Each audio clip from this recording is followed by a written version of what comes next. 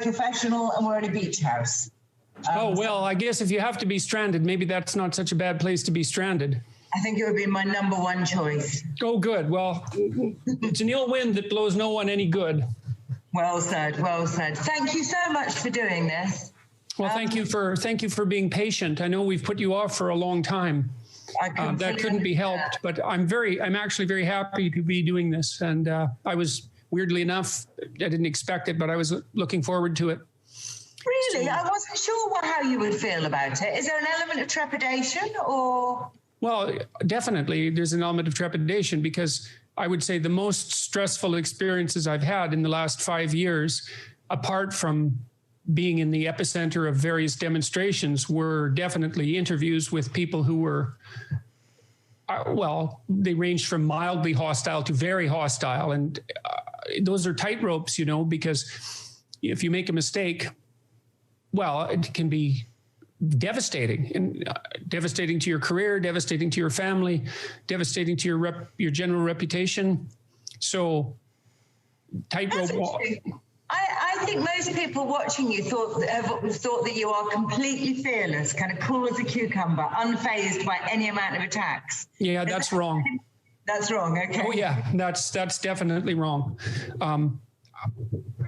No, I definitely found the interviews, of all the things I did, as I said, apart from the demonstrations, having your name being cursed at and being chanted at by several hundred angry people is not anyone's idea of fun, especially if the attack continues afterwards, which happened on multiple occasions. And but I don't think that was worse than the more hostile interviews. I really don't like upsetting people. That's interesting. Again, I think that's not something that people would imagine. Well, I am a clinical psychologist. It's in my nature to help people, I would say. I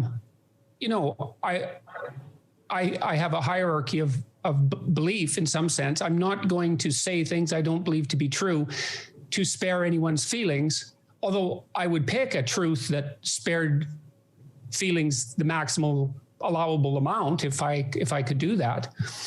So, but I'm not interested in generating controversy. Mostly it's a funny thing because I've learned over the years, and this is again, in large part because I'm a clinical psychologist, is that a little conflict in the present can save an awful lot of catastrophe later. And people are very much likely to sidestep a problem in the hopes that it will go away. And I know that problems don't go away. They never go away. What they do is they multiply, they fester and multiply. And so I will have the fight now, knowing that it's inevitable later.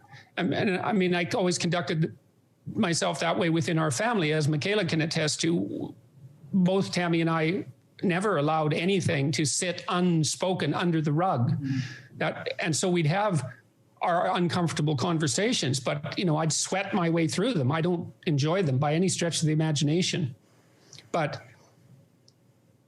I can see the inevitable coming, and I'm not going to allow that to happen without trying to make a difference. So, do you think it's the case that most people have the wrong impression of who you are or what you're like as a person?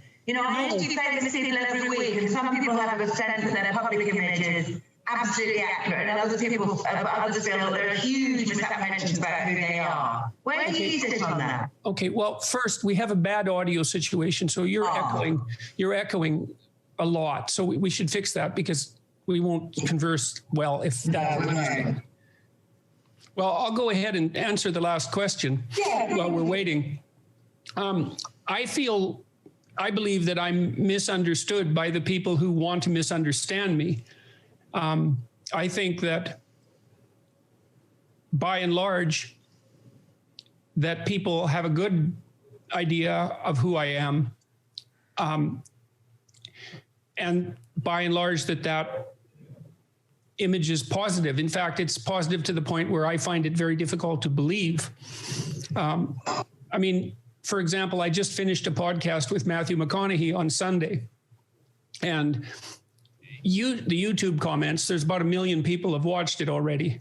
And so that's something in and of itself. But the comments are unbelievably positive. Like they're heartbreakingly positive. And the like to dislike ratio is running about 99-1. And that's a little better than typical, but usually it's between 50 and 100 or 50 and 99-1. Okay. And usually the YouTube comments are overwhelmingly positive. And that's certainly been the case while I've been ill and while my wife was ill. And so, you might quibble and say that people have an impression of me that's too positive. But if I had to have a problem, that would be a good problem. I think that my reputation suffers among those for whom it's convenient to assume things about me that aren't the least bit true, like that I'm alt-right, for example, in my proclivities, either overtly or covertly, or that my followers can be easily categorized in that manner. First, that I have followers. Second, that they can be categorized in that manner. And none of that's true. That those aren't my political leanings. I'm not temperamentally inclined to any extreme viewpoint, and in fact find them abhorrent. I've spent my whole life studying extreme political views since I was 18, essentially. And my listeners and viewers and readers are on YouTube. They're primarily male, but my book, 12 Rules for Life, sold about between 4.5 and 5 million copies now. And it's not young, angry men who are buying that. And all you have to do is scroll through the YouTube comments on a popular video, and you can see that. And almost none of the discussion is political. And when I did my tour for the book, it wasn't a political tour. I'm a psychologist, and I'm happy about that. I'm comfortable with that. And when I've had to make a choice in my life between being political overtly and working as a psychologist, I've always chosen the latter. So tell me. That's way anybody better. Is that better? Yes. Yeah. Yeah? First beat the alphabet now, A, B, C, D. Is that all working? It's better. Yeah. Thank God for that. Thank God. I'm really sorry about that. Oh, that's okay. There's bound to be the odd tech glitch. I guess that's true. I guess so. Just listen, I'm curious, as you're describing that kind of huge public response to you, it's a very shocking and strange thing to become a famous person, particularly controversial famous person. Well, actually, I'm not certain that it's the controversy that's been the most emotionally demanding. I think it's... Yeah, go on. Well, I think I've had this incredible view into the suffering of thousands and thousands and thousands of people, and I can't go out without people coming up to me. Michaela can attest to this, but every time I go out, wherever I go, people stop me and, they have an instant deep conversation with me. And they tell me that, they tell me about, well, first of all, they're usually somewhat shocked, and then they're very polite. And then they tell me that they've been watching my YouTube videos or listening to the podcast or reading my book, and that it's really helped them in some manner. And then they tell me a little bit about that, and they're usually quite emotional. And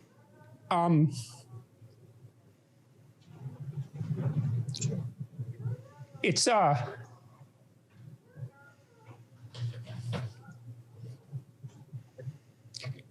you don't have conversations like that often outside of the clinical sphere, and you certainly don't have them repeatedly with strangers on the street. But there's something about it that's really remarkably positive. When I walk around, well, in any city, in some sense, it's like I'm at home, because where people know me, because people say on the street, they say, well, really nice to see you out. I'm glad that your health is recovering. It's like being surrounded by well-wishers and by friends. And I'm happy about it, because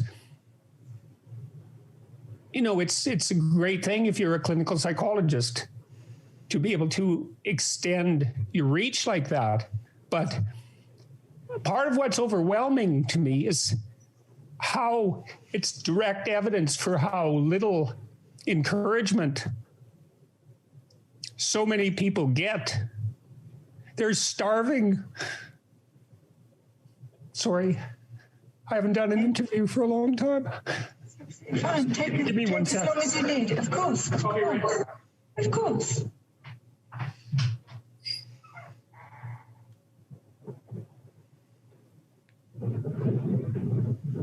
He's okay, but he hasn't done an interview in a long time. Totally understand. Totally understand. No drama at all. There, I've got an extra-sized towel, so that should do me through the interview. Can I ask you a question? Do you carry this enormous sense of pressure of their expectations on you to be able to encourage them or guide them, or does that feel like a big pressure? Well, it feels like a big responsibility, but I can't. It's an overwhelming responsibility, and it's very surprising. Like it's hard to believe. It's surreal. It's always surreal, and it's so universal. I mean, I was in Serbia for months, not so long ago, and it's the same there. It's the same everywhere I've gone. If it's an airport or a cafe, or it doesn't matter. It doesn't matter. It's everywhere in the world. I mean, I think I've looked at my YouTube views, and I think my YouTube videos, including the interviews, have been viewed at least 600 million times. And so it's a scale of exposure that's, well, I mean, it's not unparalleled because there are no shortage of famous people, but it's unparalleled. It's certainly unparalleled for me, but there's also this international element to it that's also new. You know, YouTube is a universal media platform, and it's so powerful that it's unbelievable. And if you put yourself in its clutches, then, well, most of the time nothing will happen, but sometimes there's a tremendous explosion. I mean, it's not surprising to me in some ways. You know, I knew when I was working on my first book, Maps of Meaning, that I was dealing with things that were fundamental. I knew insofar as my sense of knowing is reliable, but generally it's been reliable. I can tell when I'm on to something. And I knew I was dealing with things that were fundamental. And I watched the effect of my lectures when I was a university professor on my students, and most of the students who I taught said the most common response to my classes was that it changed their life. It changed the way they looked at everything. And that was my experience, having learned and thought through what I learned and thought through when I wrote Maps of Meaning. It changed the way I looked at everything. So, I mean, I could see this coming because as my reach expanded electronically, that sort of response continued to occur. But YouTube magnified that in a way that's, well, it's a lot to adapt to. You know, I mean, when all this hit me, I was already 55 or there or something, you know, and I'd labored under relative obscurity. That's been made more of than is really the case because my classes were always popular, and so I had a certain renown at the university as a teacher, and I'd done some TV work for about 10 years really before I made the first couple of videos that went viral. But I'd also set up the YouTube channel a couple of years before that, and it was accruing views, not at an exponentially growing rate, but you know, there were still tens of thousands of people watching, and that's not trivial. So, but the response, you asked me about responsibility.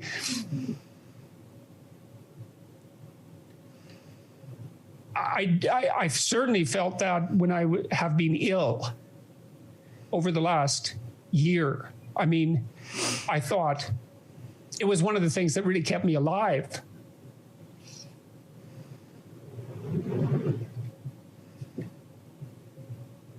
And I suppose it shaped my next book because I tried only to, the illness and the responsibility, I tried only to keep words that I found sustaining during that period of time. But part of the reason that I stayed alive was because I felt a overwhelming responsibility to all the people who had been, affected by my work. I thought, well, that wouldn't go very well if I just expired somewhat melodramatically in the middle of Russia or in the middle of Serbia. And so it was responsibility, but also tremendous support. It's quite something to be in despair and to have thousands of people wishing you well. And that's been my experience overall, is that the proportion of people who have been supportive to me and my family compared to the proportion of people who've been antagonistic, there's no comparison. It's not like the antagonism is trivial, and it hits me. I think it hits everyone in the family. I mean, Michaela's taken a lot of flack for squirreling me away in Russia and in Serbia and, profiting from my corpse, so to speak. And that's been hard on her because, like the rest of my family, well, she put a lot on the line to help me. And that is the case for many members of my family. But, she was certainly the primary mover of all this from the public perspective and took a lot of flack for it. And that's been hard on her. But so the negative is salient, but the positive is overwhelming. And that was certainly the case on the tour, which was a delight in many ways because it was so unbelievably positive. There was thousands of people who were gathering together on a regular basis, different people in all these different cities who were there fundamentally because they wanted to get their lives together. And the way that was treated by the people that were antagonistic to me was exactly what you'd predict if you gave some credence to their cynicism, that it was a political ploy or that I was exploiting people, or they had no, and that would be mostly the radical identity politics types who have no love lost for me and vice versa. It wasn't in their worldview that people could gather together like that because they wanted to improve. But that was the case. Of 2018, by that point, obviously your life has kind of become unrecognizably huge and you're going on the book tour. To what extent was your mental health an issue for you during that year? I think you said to Joe Rogan that one of the worst days of your life was the day you spoke to Sam Harris. Not obviously. Oh yeah, Jesus God! That first discussion I had with Sam Harris. Oh man, I was just. Well, I don't think it's a mental health issue. Okay. I think it's a physical health issue. I have an autoimmune disorder of some sort, and it has multiple symptoms. One of the symptoms is depression, and it's not really a classic depression because I don't have the classic cognitive symptoms. I've never felt that my life wasn't worth living. I felt that I was in so much pain that I didn't know if I could continue to exist, or that when you say pain, can you elaborate on that word pain? Because that can mean so many different things. Well, it would depend on the particulars of the circumstances, I suppose. But depression is a pain-like phenomenon. If you're depressed, much of the cortical circuitry that mediates a pain response, like a physical pain response, is activated. And many people with depression have pain syndromes, like lower back pain is very common among people who are depressed. So it is a pain symptom. It is a pain syndrome. Mm-hmm. I guess the depression I experienced, which is characteristic of many people in my family, was grief-like, I would say. It felt like overwhelming grief. And it was worse in the morning and would recede during the day. But it seemed to be part of a cluster of symptoms that were autoimmune in nature. and much depression is autoimmune in nature. So I think of it as, I think it's a physical illness as far as I can tell. When I talked to Sam Harris,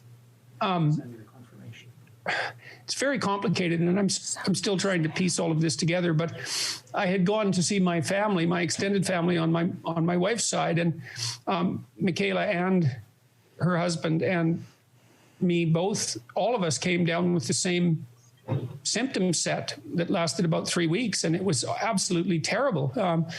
I couldn't get up without fainting. I'd faint, fall to the floor, gray out, not blackout completely, but gray out. Every time I got up, I couldn't get warm. I was wearing multiple layers of clothes and multiple layers of blankets, and I couldn't get warm. I had an overwhelming sense of doom and anxiety, and I didn't want to move. And plus, I couldn't sleep for days and days. I was without sleep for many weeks. And people have inadvertently ingesting apple cider. Look, It wasn't. No, hold on. There were no doubt. Hold up. It wasn't apple cider. It was sodium metabisulfite in apple cider. Like the alcoholic apple cider was added to a stew. So it was sodium metabisulfite in that apple cider, but it wasn't apple cider. Right, I understand. Anyways, in the midst of that, I talked to Sam Harris, and I was operating at about 5% of my normal capacity, if that. It was terrible. But, I wasn't going to forego the opportunity because it was a necessary discussion. Now, I was nowhere near it. I wasn't at my sharpest, and you can certainly tell that in the interview. I couldn't respond rapidly.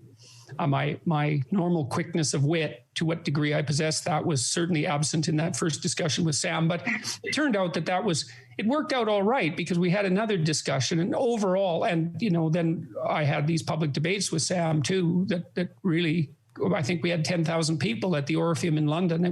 It turned into something that neither of us would have possibly imagined. I don't know if there's ever been a larger public debate, or certainly not on that kind of issue, and who would have known that would become something that was so popular that it was somewhat of a cultural event. So I don't think it's unreasonable to claim that. And so you would prescribe the benzodiazepines as a result of that incident? Yes, and a sleeping pill. Prescribed them by your family doctor. Were you at all worried? Did sort of alarm bells ring about women in the 50s and 60s who got hooked on Valium and couldn't get off it? Well, look, when benzodiazepines were first introduced, they were touted as an almost completely safe replacement for barbiturates. I remember. So no, I really didn't give it a second thought. What happened was, well, partly I was, my life was an absolute whirlwind at that time. So it fell, if it had been an item of concern, it fell, to number 20 on a list of 20, and only 1 through 10 ever got attended to. At the time that I had this terrible reaction, other things were happening. The Canadian equivalent of the IRS was after me and making my life miserable for something they admitted was a mistake 3 months later, but they were just torturing me to death. The College of Psychologists that I belonged to was after me because one of my clients had put forth a whole sequence of specious allegations because the person was upset that I had sort of disappeared over the Christmas vacation. So that was extraordinarily stressful. It wasn't clear to me whether my job was going to continue. So, there were other issues. Plus, I was at the epicenter of this incredible controversy, and there were journalists around me constantly and students demonstrating, and it was a very hectic time. In any case, I took the benzodiazepines. I didn't take the sleeping pills. I think I took them 2 or 3 times and just stopped. But the benzodiazepines allowed me to sleep again. And it was a very stressful time. And they were prescribed for 2 a day, and I just took them. And it wasn't like I couldn't feel them. They weren't I wasn't taking a high enough dose so that I could actually detect the effects of the sedation. They weren't sedating me at all. They just stopped whatever had happened to me, which I still don't really understand. You know, we have a hypothesis that it was a allergic reaction to the chemical that Michaela described, but it was strange that that the three of us were affected by it and no one else as well. Anyhow, well, in any case, that's what the psychiatrist said, is that when you go off of SSRIs, you can be neurologically sensitive to chemicals. And well, that's a reasonable. That lines up. Yeah, and I was probably our theory. Like, we did talk to a doctor. Yeah, that doesn't give it enough credit. Like, there are doctors involved here. No, it's not like yes, and many of them. It's not like we've been sitting around armchair hypothesizing about what happened. We've consulted many people to try to figure this out. And you had by that point come off SSRIs because of the diet, is that right? Because of the efficacy of the diet? Yes. And the diet did a lot of different things, had a lot of different effects on me. One of the most marked effects immediately was that I stopped snoring. And that happened within a week and was very, very surprising to me. And then I had psoriasis and that cleared up. And I had gum disease and that cleared up, that's not curable, gum disease. So it's treatable, but not curable, but it's completely cleared up. And I lost 70 pounds over about a 7-month period. So it was, the transformation was remarkable. And I've had other autoimmune symptoms in my life. I had alopecia areata at one point and thought I was going to lose all my hair, but luckily that stopped. And I had this condition called peripheral uveitis, which is an inflammation in the tissue of the eye, and markers on my fingernails for autoimmune, like in an autoimmune condition, your body attacks its own cells. And I had markers for that as well. So and I have had a lengthy history of mouth ulcers. But there's never been a formal diagnosis of the nature of the autoimmune disorder. Yeah, there was twice in the last year. Oh, okay. In Russia and in Serbia, because they did blood tests. Dad? Yep, I'm back. It's just camera just. In Russia, they never pinpointed what it was. In Russia, it was fibromyalgia, and in Serbia, they thought fibromyalgia, but it was from blood markers, and so they were going based on blood markers and symptoms and put fibromyalgia on it. Yeah, and I mean, these autoimmune conditions aren't very well understood, and fibromyalgia is a good example of that. It's terra incognita. So the benzodiazepines seem to help sort of resolve that issue, but you talked about how I've read you talking about how you felt that it kind of muted somewhat your relationships with people. Well, it was very confusing. It was a very confusing time, because a lot of what was happening to me was also in some sense alienating me from myself and my family, because it was so different from what had happened before. So trying to discriminate between the strange and surreal conditions of my life and the effect of this drug. I never thought about the drug having any effect on me with regards to this muting, and for quite a long time. And I also started to get kind of weak on my left side. And I kind of thought at that point that the benzodiazepine might have had something to do with it, but wasn't sure. And that thought would just come up now and then. And I complained about it, that I had a weakness in my musculature on the left side, but I never thought much of it. And I wasn't that worried. I wasn't thinking about the benzodiazepines like 10 hours a day or anything like that. I never thought about it at all. I was extraordinarily busy, 16 hours a day, flat out, 7 days a week right until Tammy went into the hospital right until Michaela went into the hospital in January of 2019. It was flat out running. And so I wasn't sitting around thinking about what was happening with me. And, if I was a bit off, well, so was my life. It wasn't exactly surprising that all of this might have had some effect on my relationships. And that was subtle anyways. I mean, we talked about it, the kids would tell me that I was distant, but that's not a 5-alarm fire bell, being somewhat distant, especially under strange circumstances. including visiting 160 cities in 200 days. Jesus. And I was functioning, obviously. I mean, I gave a different lecture every night. Were you enjoying yourself? Yeah, it was amazing. Yeah. It was amazing. And I don't think enjoying myself doesn't really cover it. It was The best year of your life? Dreamlike. Yeah. I wouldn't necessarily say that. I've had some pretty good years. It was surreal, but it was surreal in a way that was also, see, one of the markers for post-traumatic stress disorder is derealization, right? When the things around you don't seem real.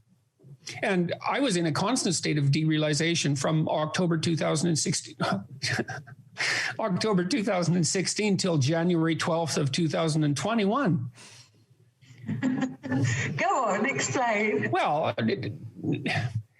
I still don't really have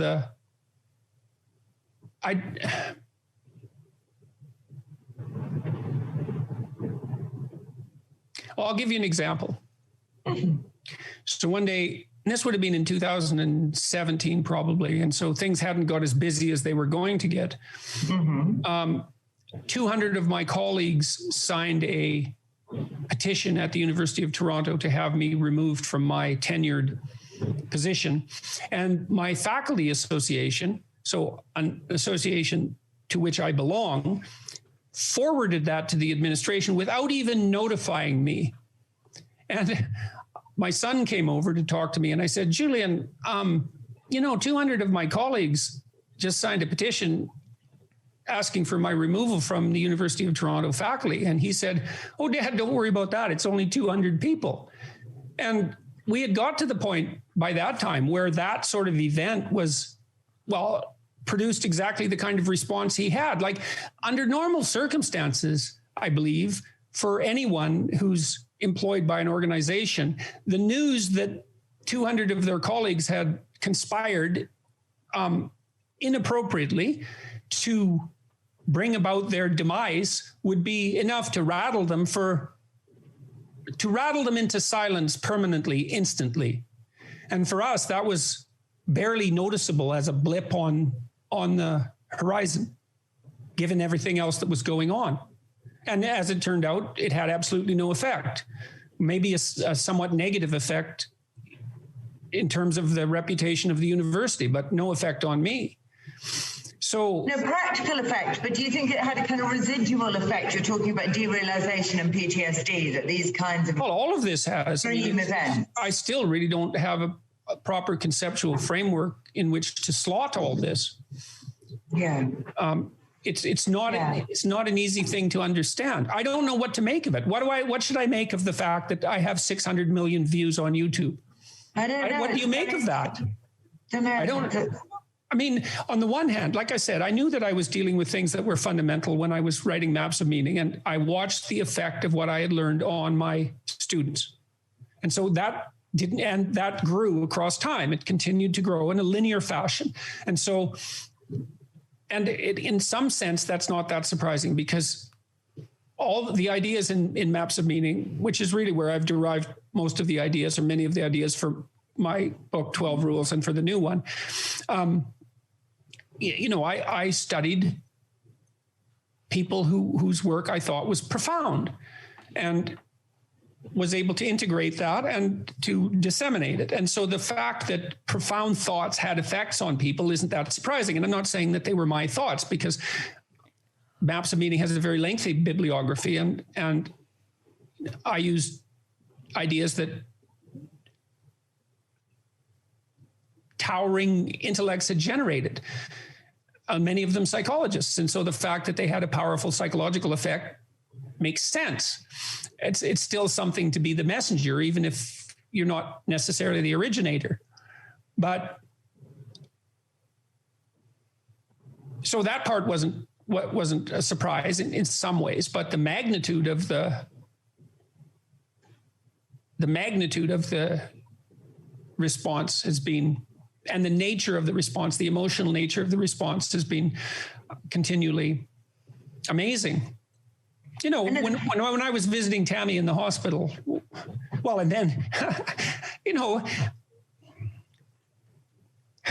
not only did all of these things occur on the social front, you got to think about it this way. You know, I've watched people respond to being attacked on Twitter. So they'll post something or write a paper and 20 people will go after them on Twitter, and that'll produce a bit of a storm. And they usually apologize profusely and back the hell off and disappear. It's really, really emotionally hard on people to be attacked publicly like that. And that happened to me continually for like 3 years, and on a way larger scale than 20 people. You know, I mean, the even just the events at Wilfrid Laurier University with Lindsay Shepherd. That was the biggest scandal that hit a Canadian university, certainly in my lifetime. And that was a sideshow. And I'm not making light of it. It wasn't a trivial occurrence, but it was just one of dozens of things that were happening on a regular basis. The demonstration at Queen's University, when I went there to talk with Bruce Party, a lawyer there, I mean, you know, we were in a building with 200, 250 students, 300 students, I don't know. And the protesters were outside at the windows, banging on the windows, breaking them in one case. It was completely surreal. It was like a zombie attack. Were you frightened by any of this? Was any of it frightening? I guess yes, I would say definitely. I mean, yeah. I would, the fright, I was never concerned for I wasn't concerned for my life. I wasn't concerned for my physical safety. Mm-hmm. I was concerned for my family. I was concerned for my reputation. I was concerned for my occupation, both as a clinical psychologist, because I was under attack at the College of Psychologists as well as at the university. And then there were times where I was physically threatened. Certainly that happened at Queen's University. They arrested a woman who was carrying a garrote, for God's sake. You know, and I was harassed directly after the demonstration there by a small coterie of insane protesters, let's say committed protesters, who were in my face for 2 blocks, 3 blocks, yelling and screaming. With my son was with me, and you know the university security guards, they didn't know what to do. They weren't trained for that sort of thing. And I wouldn't say I was so much afraid. I was very angry. Like, I took everything I could not to knock the man who was in my face flat, but I wasn't going to do that. And I was enraged by what he was doing. Mm-hmm. What was your demeanor while that was going on? Calm and watchful. I mean, one of the advantages I have had is that I am a clinical psychologist, you know, and I can detach myself from what's happening and watch it. And that's partly when I'm being interviewed by someone who's hostile and able to keep my cool. It's partly because I can watch, and also partly because I know that what's happening right now isn't the whole story. You know, it's especially true in the modern world with an interview. It's like the interview can be very hostile, and that by no means means that I'm under attack. It just feels like that in the moment. Like with the interview with Kathy Newman, for example, on Channel 4, or there was another interview done by a woman who works for GQ, which I think has been viewed. Yeah, it's been viewed 22 million times, I believe, at the moment. So it's just under the Kathy Newman video in terms of number of viewers. That was a very, very animus-possessed interview. She was on my case right from the moment I walked into the room, essentially. And presumably you knew that would be the case. I mean, Helen Lewis is a very established feminist, professional feminist.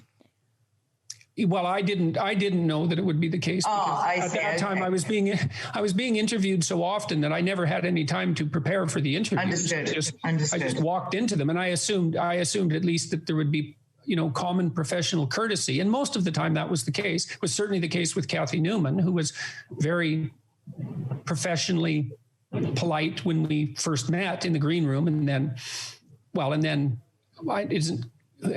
went on the attack, I suppose, when she was interviewing me. But both of those interviews, the tide turned, and it was very, very strange with the Kathy Newman interview, because first of all, people were rather sympathetic to me. And then she reported being harassed, especially online. And then so the sympathy sort of moved over to her side of the equation, let's say. And then for one reason or another, it shifted back to me. But did you enjoy them in real time during those 2 hours with Helen nearly and half an hour with Kathy? No, you didn't enjoy a second of it? No. Oh, yes. With Kathy, I enjoyed a second of it. Which second? Well, when she stopped, when I see, there was one point where she was reduced to silence, and I'd asked her a very serious question, which was why she thought it was okay to go after me for making people uncomfortable with my opinions, when it was okay for her to go after me and make me as uncomfortable as possible in this particular scenario. And she had no answer to that. And she had no answer to that because she knew perfectly well that she was being hypocritical.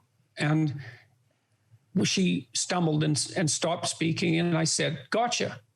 And I enjoyed that. And I thought, like in that half a second, I thought long and hard about whether or not I was going to say that. I knew it would be funny. And I do have a sense of humor, although it's rather suppressed. It's been rather suppressed over the last couple of years. Yeah. And I took a calculated risk. And I would say that I enjoyed that because the timing was right. And it worked. It paid off. But it sounds as if... But it was a risk, man. It could have easily gone badly. Right. It sounds as if you've withstood all kinds of pressures and stresses and navigated an extraordinary roller coaster and kind of kept it all together and handled it up until 2019, when your wife is in hospital and being given this devastating news. So what 2019 was, it was just, it started out rough. I went to Switzerland, and I was in Switzerland with Michaela for a number of weeks when she was having her ankle rebuilt by carpenters. I mean, it was very dramatic surgery, and the outcome wasn't obvious. She could have easily lost her leg, and lots of people that she talked to suggested that would be the case. And so, and it was strange to set up camp in Zurich and to bring her food and to take care of her. And then we went to Australia for a whirlwind tour in February, and that went quite nicely. And then, things just fell apart insanely with Tammy. It was just every bloody day was a life and death crisis for like 5 months. And initially we were informed that her illness was highly treatable and minor. And, just in a typical cliched movie scene, we went to see the doctor after she had her surgery, but wasn't recovering quite properly. And they said, well, she's contracted this cancer that's so rare, there's virtually no literature on it. And the 1-year fatality rate was 100%. And that was just the beginning of, endless nights sleeping on the floor in emergency and continual surgical complications. And then,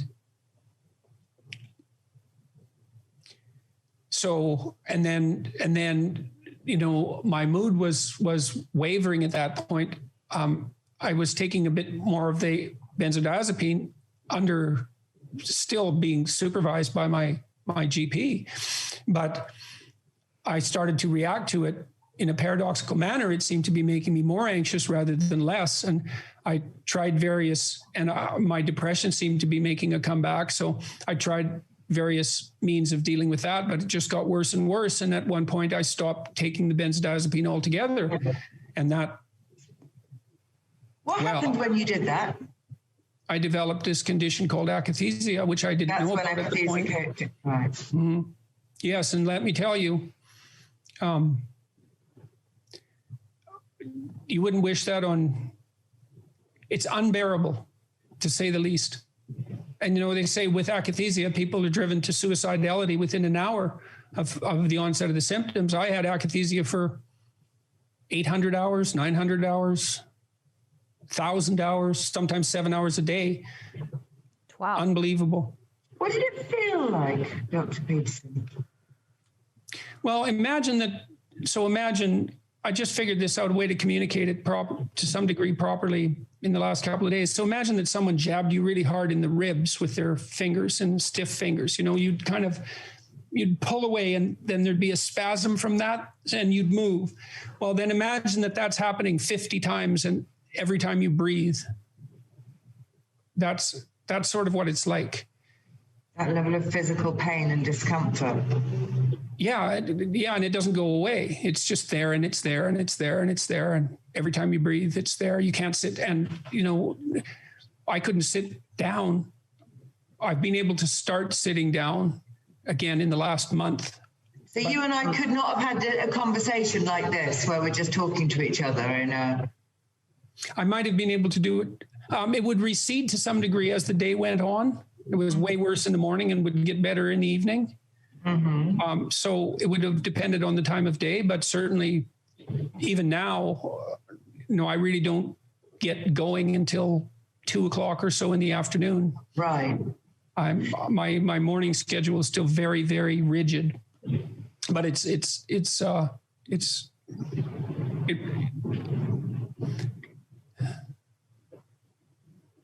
yes, it's unbearable, the sensation.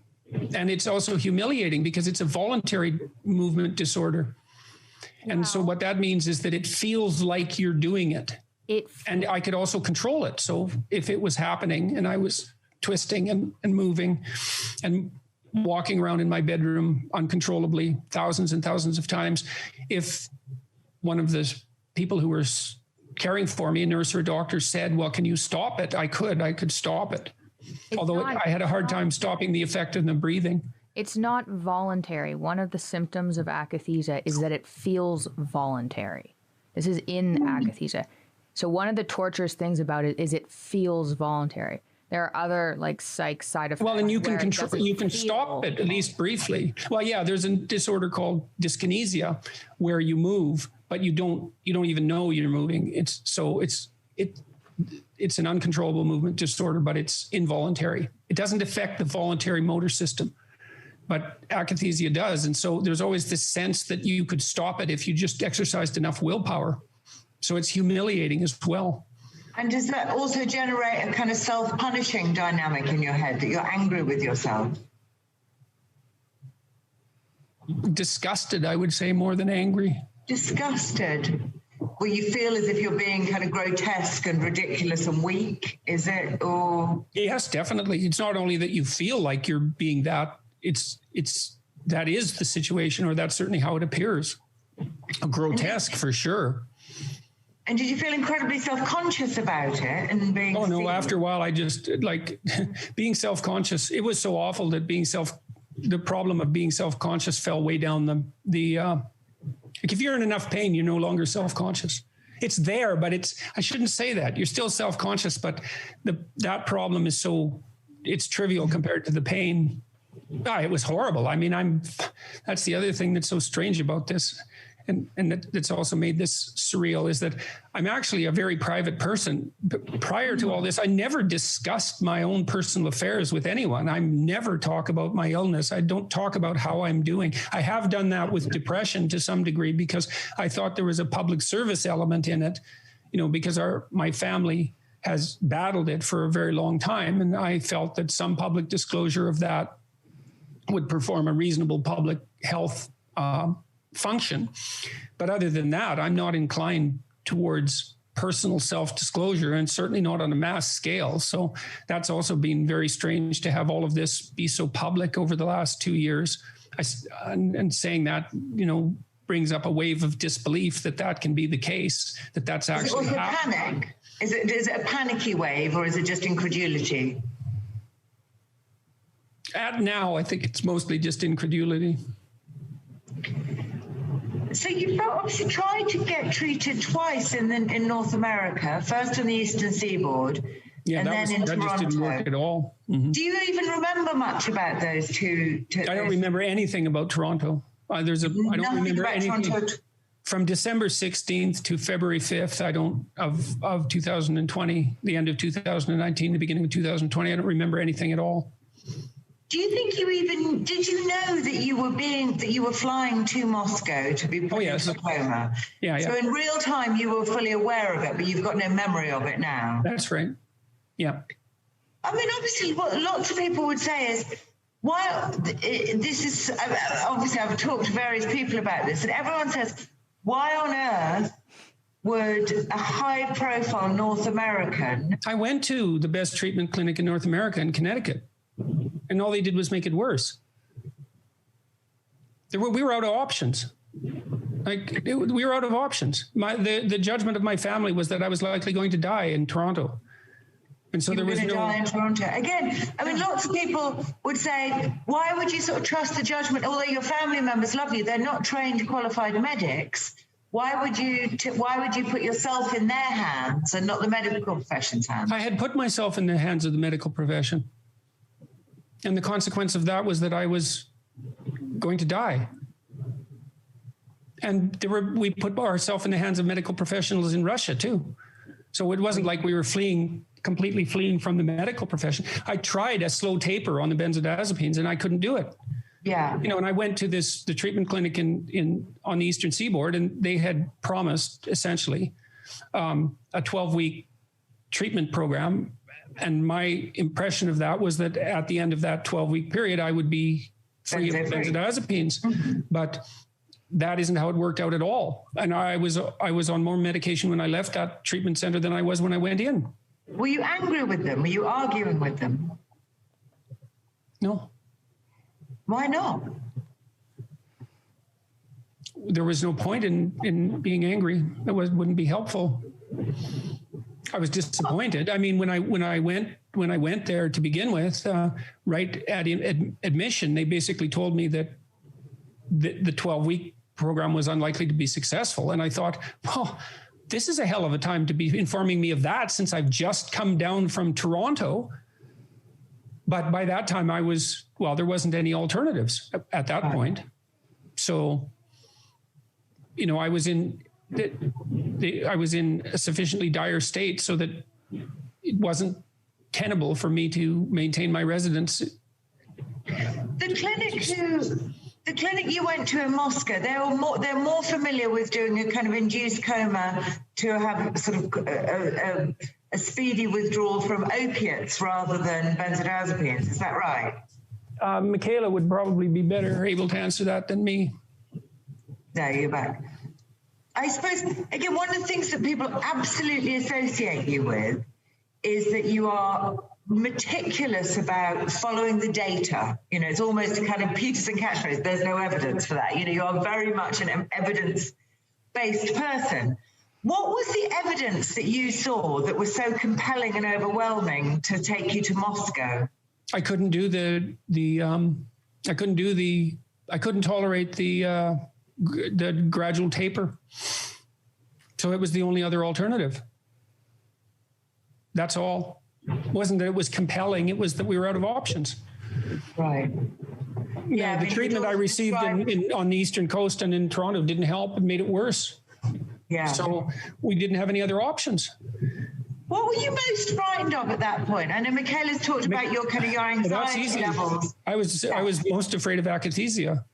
Like there isn't anything else that, every day I had akathisia was the worst day of my life by a huge margin, not by some trivial amount, but by a huge margin. It was absolutely unbearable. I mean, I tried to describe it. It's very difficult to describe. It's like pain, but it's a pain that you can't, that only movement will satisfy. I mean, even now I'm walking 10 miles a day. Yes, I heard. Yeah. So, I mean, obviously, look, the obvious thing that critics, your enemies would say, I'm sure this is hardly going to be news to you, would be, hold on a minute, your entire intellectual framework, your philosophy of life is that life is about suffering, about pain, and that the manly, strong, dignified thing to do is to accept that pain and suffering and battle through it and learn from it, and that the coward's way out is to try and take drugs to No, I've never said that. I've never said that. And as a clinician, I mean, I've had many people in my practice. Look, if you're a viable clinician, you encourage people to take psychiatric medication when it's appropriate. And many people in my practice were helped to a tremendous degree by antidepressants. I was. They were unbelievably helpful to me and to other members of my family. Not universally and not without a cost, but very, very helpful. And, you know, that's a caricatured viewpoint too. What I really encourage people to, what I encourage in people is it isn't useful to allow your suffering to make you resentful, even though you have reason for that. And so part of the battle, it's a ridiculous caricature, that perspective. You know, people are hurt badly by their lives in all sorts of ways, and becoming bitter and resentful about that means that you start to cause extra suffering in yourself and in your family members and in your community. And that's not helpful. It's not helpful. And believe me, I mean, I've had plenty of temptation to become resentful about what's happened to me in the last 2 years with my wife's terrible illness, and well, with my daughter's illness, first of all, and then with my wife's illness, and then with mine, you know, and I've certainly had my moments where I thought it was torturous, because it was unbelievably torturous, because I was in agony and with an indeterminate prognosis, but certainly one that indicated that this would last for months and months and only slowly recede, months and months and perhaps years. I was shut off from my family, except for much of this time, and among strangers who didn't speak my language. Mm-hmm. And at the same time, I had this plethora of opportunities sitting in front of me, none of which I was able to access. Like, I love my wife and my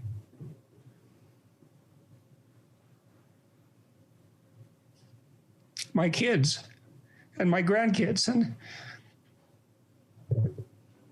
it was like a nightmarish, surrealist novel. I had all this waiting for me, all this life I put together so carefully, and it was constantly dangled out of my reach. I was completely consciously aware of that. The condition I developed made it impossible for me to live at home. So I was divorced from my profession, from all the things that I was working on, and from everybody that I loved. I had plenty of reason to become, like many people do, to become bitter. It's not helpful. When I watched the podcast that you did with Michaela, I thought you looked angry at moments, and I was wondering who or what you were angry with. Well, pain will make you angry. Right. You know, so fate, I suppose. It was, I mean, I would say, well, we've had our health troubles in our family for the last few years, many years. And the last 2 years were surreal in that regard again. It was just too much. And so I was never, or very rarely, angry when I was in the hospitals. Never angry at the nurses or doctors, or very rarely. Is there any bit of you that's angry with yourself for taking benzodiazepines when now that you know how dangerous they are?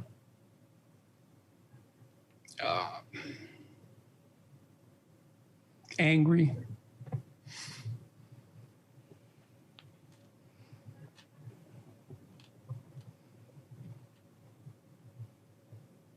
I wouldn't say angry.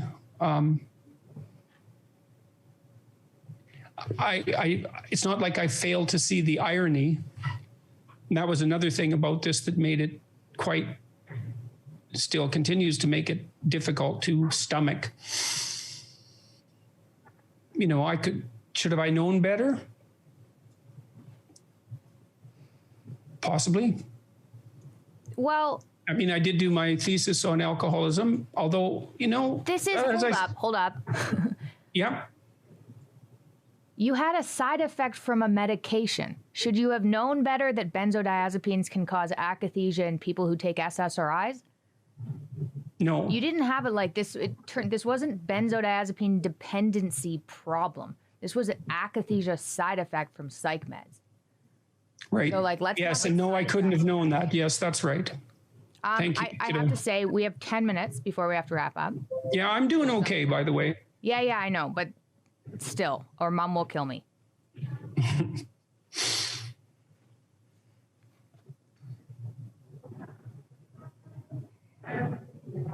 So, Decca, what else do you want to talk about? I was curious about whether you, as a sort of arch Soviet critic, whether the irony was also not lost on you that about ending up in Russia and kind of to have your life saved. How do you make sense of that? Does that just seem like one of the bizarre coincidences of life?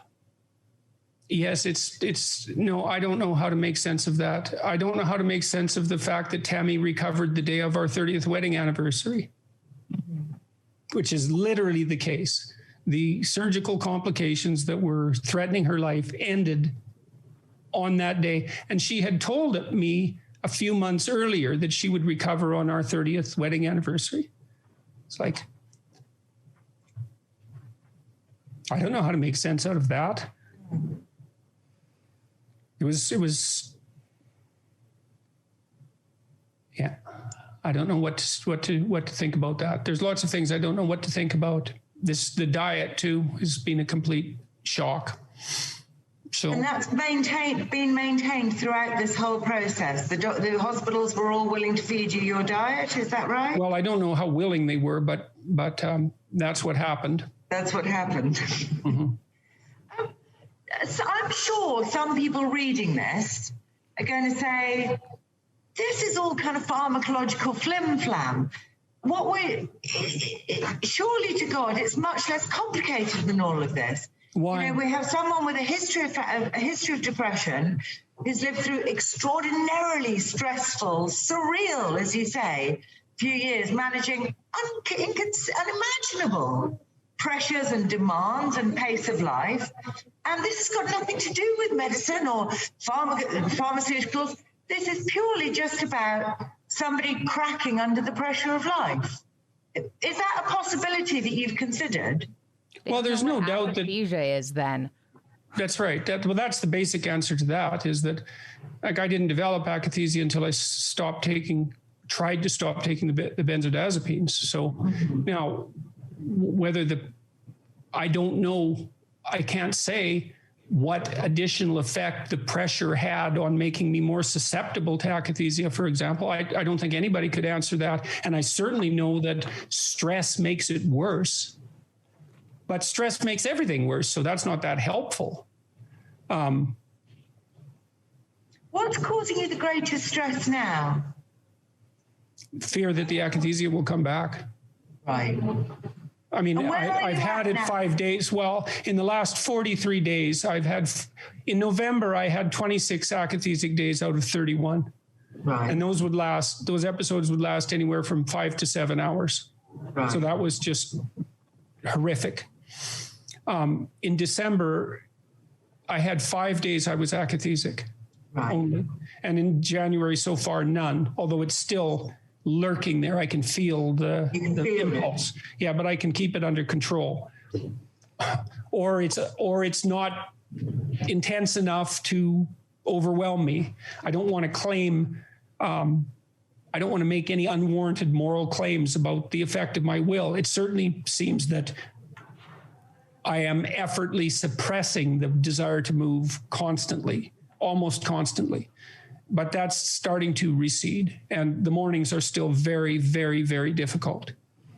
But when you say difficult, you mean difficult to get started, difficult to kind of get your brain into gear? Well, I get up and I start breakfast, and then I go and I have a sauna for an hour and a half, and then I'm in the shower and I scrub myself for about 20 minutes, and I usually can hardly stand up at that point. And then I eat, and by the time I start to eat, then I'm starting to I can walk at a somewhat normal pace by then.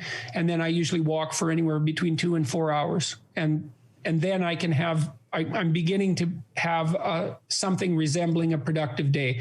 My cognition is sharp enough now again so that I can, engage in an interview like this, for example, or I've been increasingly participating in podcasts. And that's probably, that's been the other thing that's so difficult, is my life was so bloody complicated that when I stopped my occupational activities, it was very, very difficult to start them up again, because it's like jumping into a car that's going 900 miles an hour.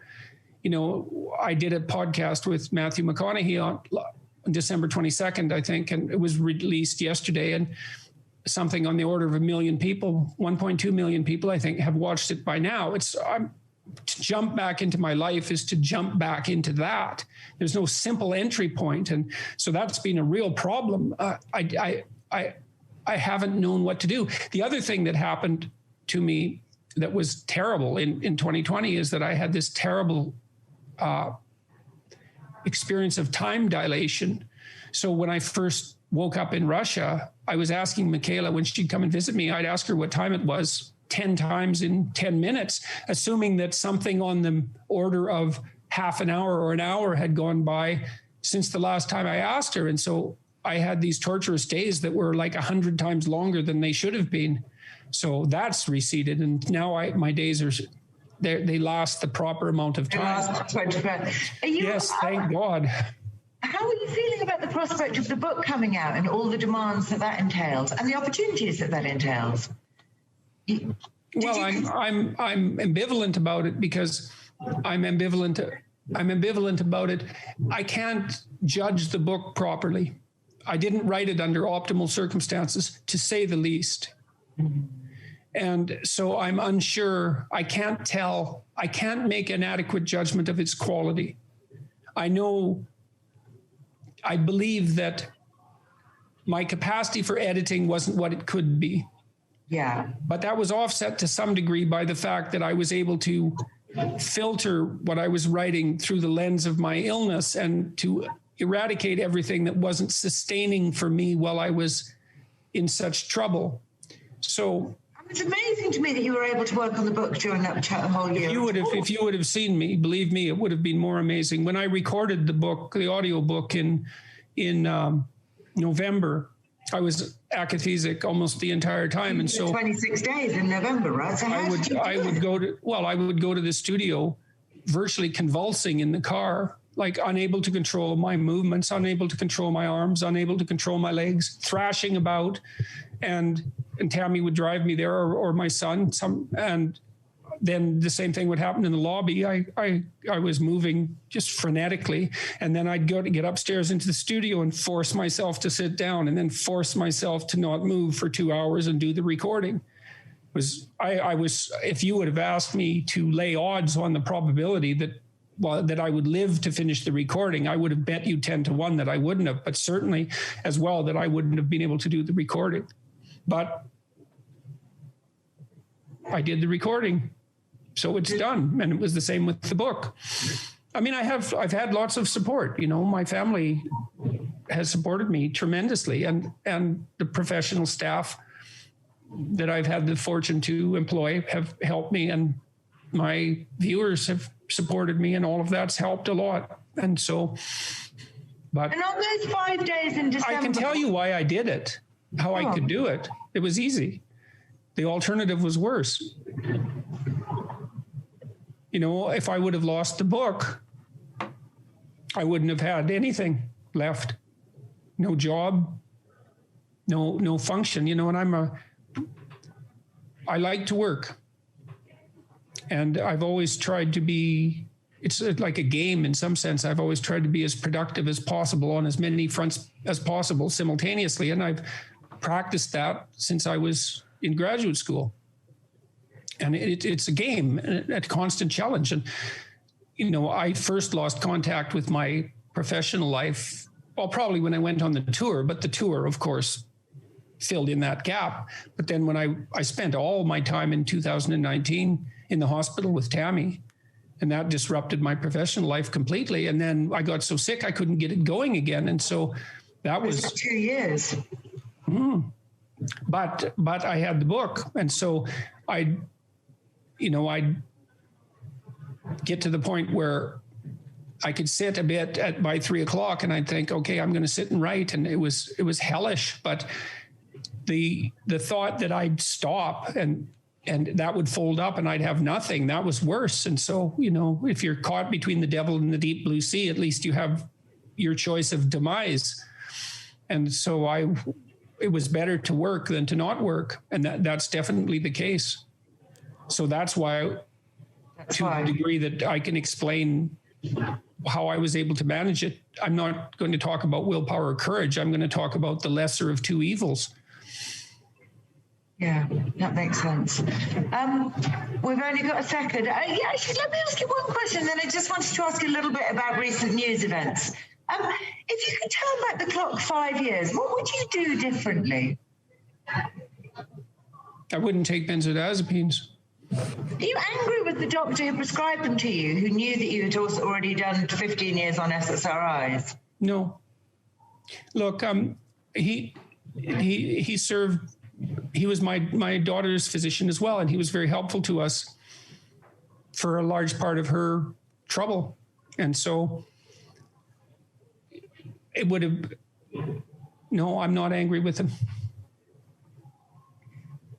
Maybe he should have known better, but maybe I should have known better too. And like, you know, he also, it wasn't like I was consulting him every month.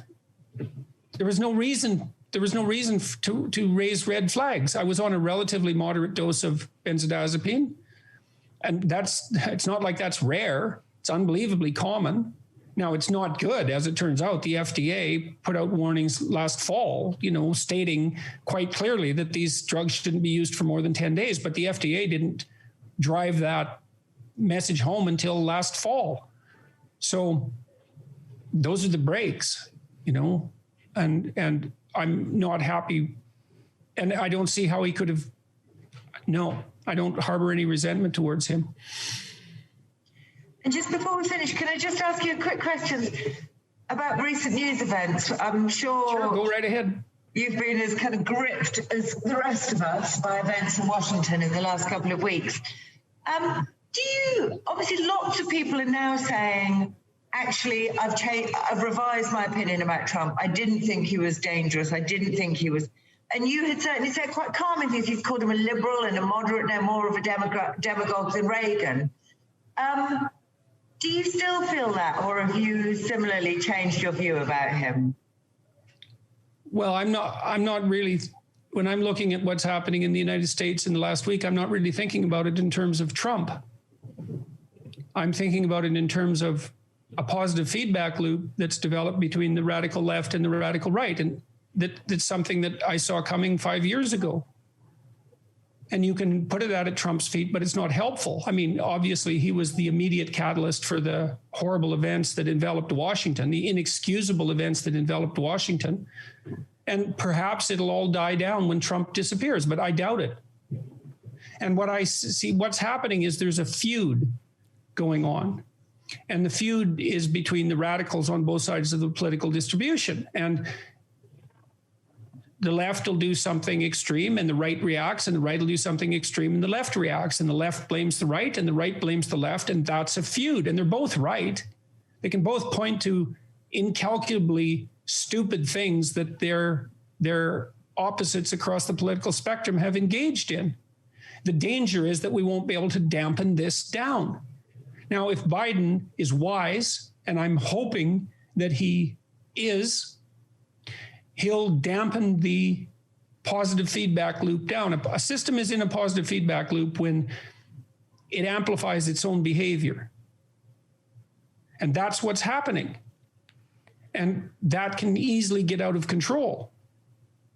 And Biden now has sufficient political power so that he could emerge on the world stage as a genuinely moderate Democrat.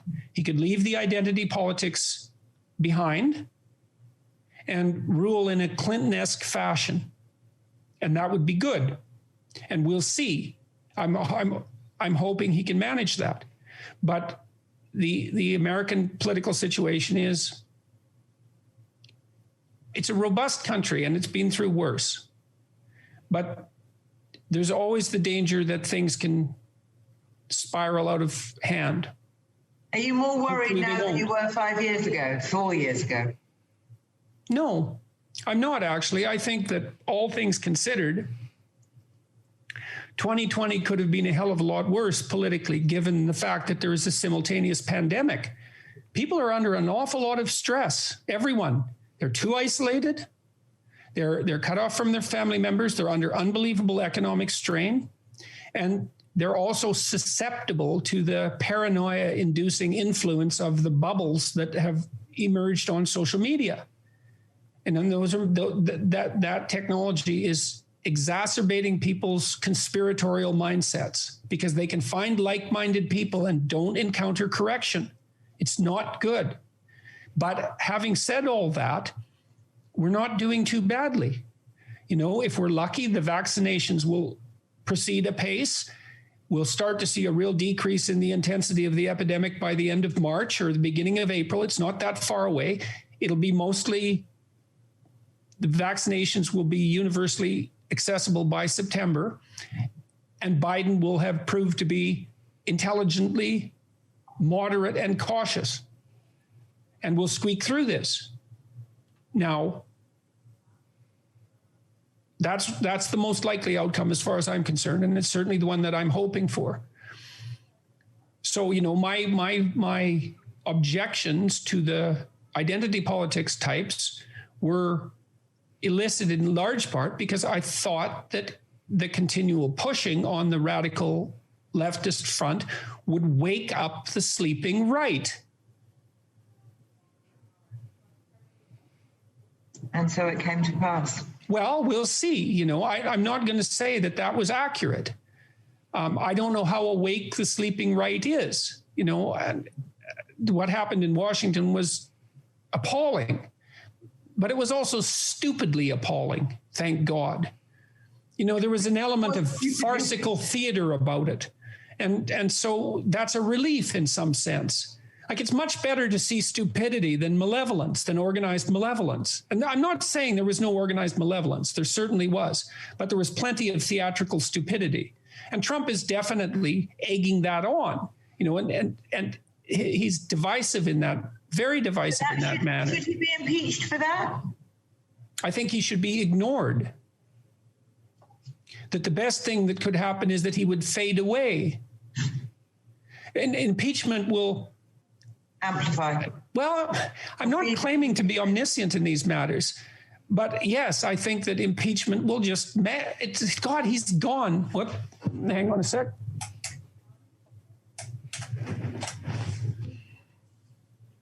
He's gone in a week. And the Democrats could busy themselves with getting the goddamn vaccinations out. You know, Biden could be a successful president instantly if he did nothing else but vaccinate 100 million people in the next 3 months. And there isn't anything that's anywhere near as important as that. And I'm hoping that what happened with Trump and his inciting to protest, I'm hoping that'll fade away and that wise people will allow it to do exactly that. I don't think stoking the flames is a good idea. I've never thought that. That's what's, from my perspective, I could see what was coming. Too much ideological nonsense, too much identity politics. That's why Trump was elected to begin with. The Democrats alienated their working class voter base. They sacrificed the people that they had stood for decades on the altar of identity politics. And I know why that is too. The Democrats don't have any policy-making procedure. It's not part of the political system. And so what that means is the radicals who have a narrative control the rudder because they have a narrative and the centrists don't. And this is absolutely clear. I've been to Washington many times now and watched it. So the centrists need a story. And there is a story. The story would be peace and prosperity for all of us, low cost energy, you know, an economic program that would benefit everyone, but maybe even most particularly the poor, because inequality is a real problem. Inequality destabilizes societies. It's clear. And so if you're a right winger or a left winger, you have your reasons to control inequality. If you're a right winger, you control inequality because you don't want your society to spiral out of control. And if you're a left winger, you control inequality because it's unfair that the people at the bottom are suffering the way they are, the ones that stack up at zero. It's an unbelievably deep problem, and cheap ideological solutions aren't going to solve it. You know, inequality isn't a function of capitalism. It's not. There's no evidence for that whatsoever. And so the continual attempts of the radical leftists to blame inequality on capitalism are self-defeating. And if you were, I was talking to Matt Ridley the other day. He wrote The Rational Optimist, a number of other books, you know, and one of the things you might derive from Matt's books is that if you were truly concerned with the poor and with the environment, you would do everything you could to make the poor as rich as possible, as fast as you possibly could, because rich people care about the environment. And the fastest way to lift poor people out of poverty is through free market capitalism, clearly. And the evidence for that is quite pronounced. Since the Soviet Union collapsed, more people have been lifted out of poverty than in the entire course of human history before that. From 2000 to 2010, the number of people who were in absolute poverty in the world fell by half. The Chinese just announced its eradication last week. And by 2030, the UN predicts that there will be no absolute poverty anywhere in the world. So there are alternatives to this terrible ideological idiocy that's threatening the stability that's threatening stability in places like the United States. Anyways, look, I have faith in Western democratic institutions, and the Americans have been through all sorts of upheavals in the past and come through with flying colors. And I think the same thing will happen now. I pray that Biden keeps the radicals in his party under control. He has the mandate to do that. He was a moderate. He was elected as such. And there's plenty of moderates in the Democratic Party that he could rely on. He doesn't have to pander to the radicals. And I've seen some evidence of that pandering already. It's very unfortunate. You look at that exactly like... We should wrap this up.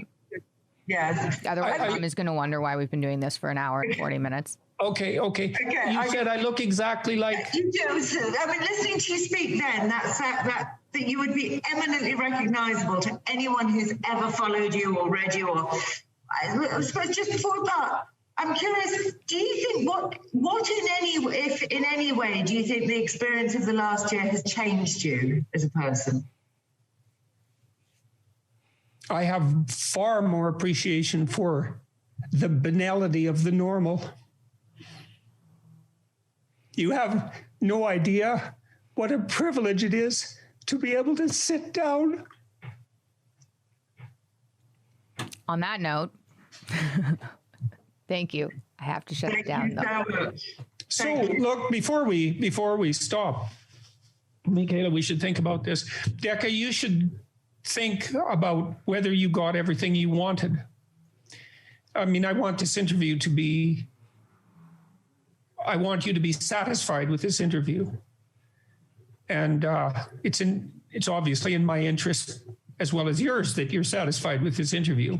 And so if you have other questions, if you think there are things that we haven't talked about, if you think there are lacunae in our conversation, then let us know, okay? Brilliant. And we'll make arrangements to talk to you again. Fantastic. Thank you. I really, really appreciate this, all of you. Thank you. Yeah, I guess I have one question for you, too. I think of all the things, I think it would be a mistake to tilt this discussion too much towards the details of my illness, because the story here that hasn't been told properly is the reason for the tremendous hunger that's manifested itself for the sorts of things that I've been talking about. And there isn't a journalist who's got that right yet. And I think that's because journalists tend to look at things from a political perspective, and this hasn't been a fundamentally political. What I've been doing hasn't been fundamentally political, even though it's been cast that way. You know, I've been trying to help people. I've been trying to point out to people that they need a profound meaning in their life because their lives are difficult. And without a sustaining meaning, then you can become bitter. And that's a bad outcome. And also that the meaning that you need to sustain yourself is to be found through responsibility. And that's the fundamental message that's resounded with people. It's that small equation. Meaning justifies suffering, and meaning is to be found through responsibility. And no one is delivering that message. But it's not optional, that knowledge. It's vital. People can't live without knowing that. And so that's what I've been telling people is that, look, your life is going to be hard. And that can warp and hurt you in a way that will incline you to make things worse rather than better. But you can forestall that without being naive by taking on the proper responsibility in your life for yourself and for your family and for your community. And that's real. That makes things better. It's not just a psychological paper over. It's the genuine article. And then I have all these thousands of people who are continually communicating with me who say, I've tried that. I was desperate and I tried that, and it works. So that shouldn't be lost in the shuffle and in the details of my, bizarre affliction. It's a sideshow. That's a big one, though. But I understand. Thank you. I really appreciate that. Good talking with you. Thank you all. You too. Thank you. Don't get sunburned too badly in Jamaica. No task. Okay. Thanks very much. Thank you all. Bye-bye.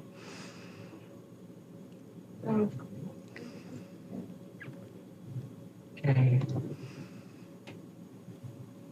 I think that's what. Hello. Hi, Michaela. How are you doing? Good, not bad. How are you? I'm okay. I'm not feeling quite at my most professional, Michaela. We've got stranded in Jamaica due to COVID. There are definitely worse places to be stranded. You are not wrong. I'm so jealous. But the Wi-Fi in the house we're currently in is slightly ropey, so I've just had a slightly nervy 10 minutes. But hopefully we'll be okay. Okay.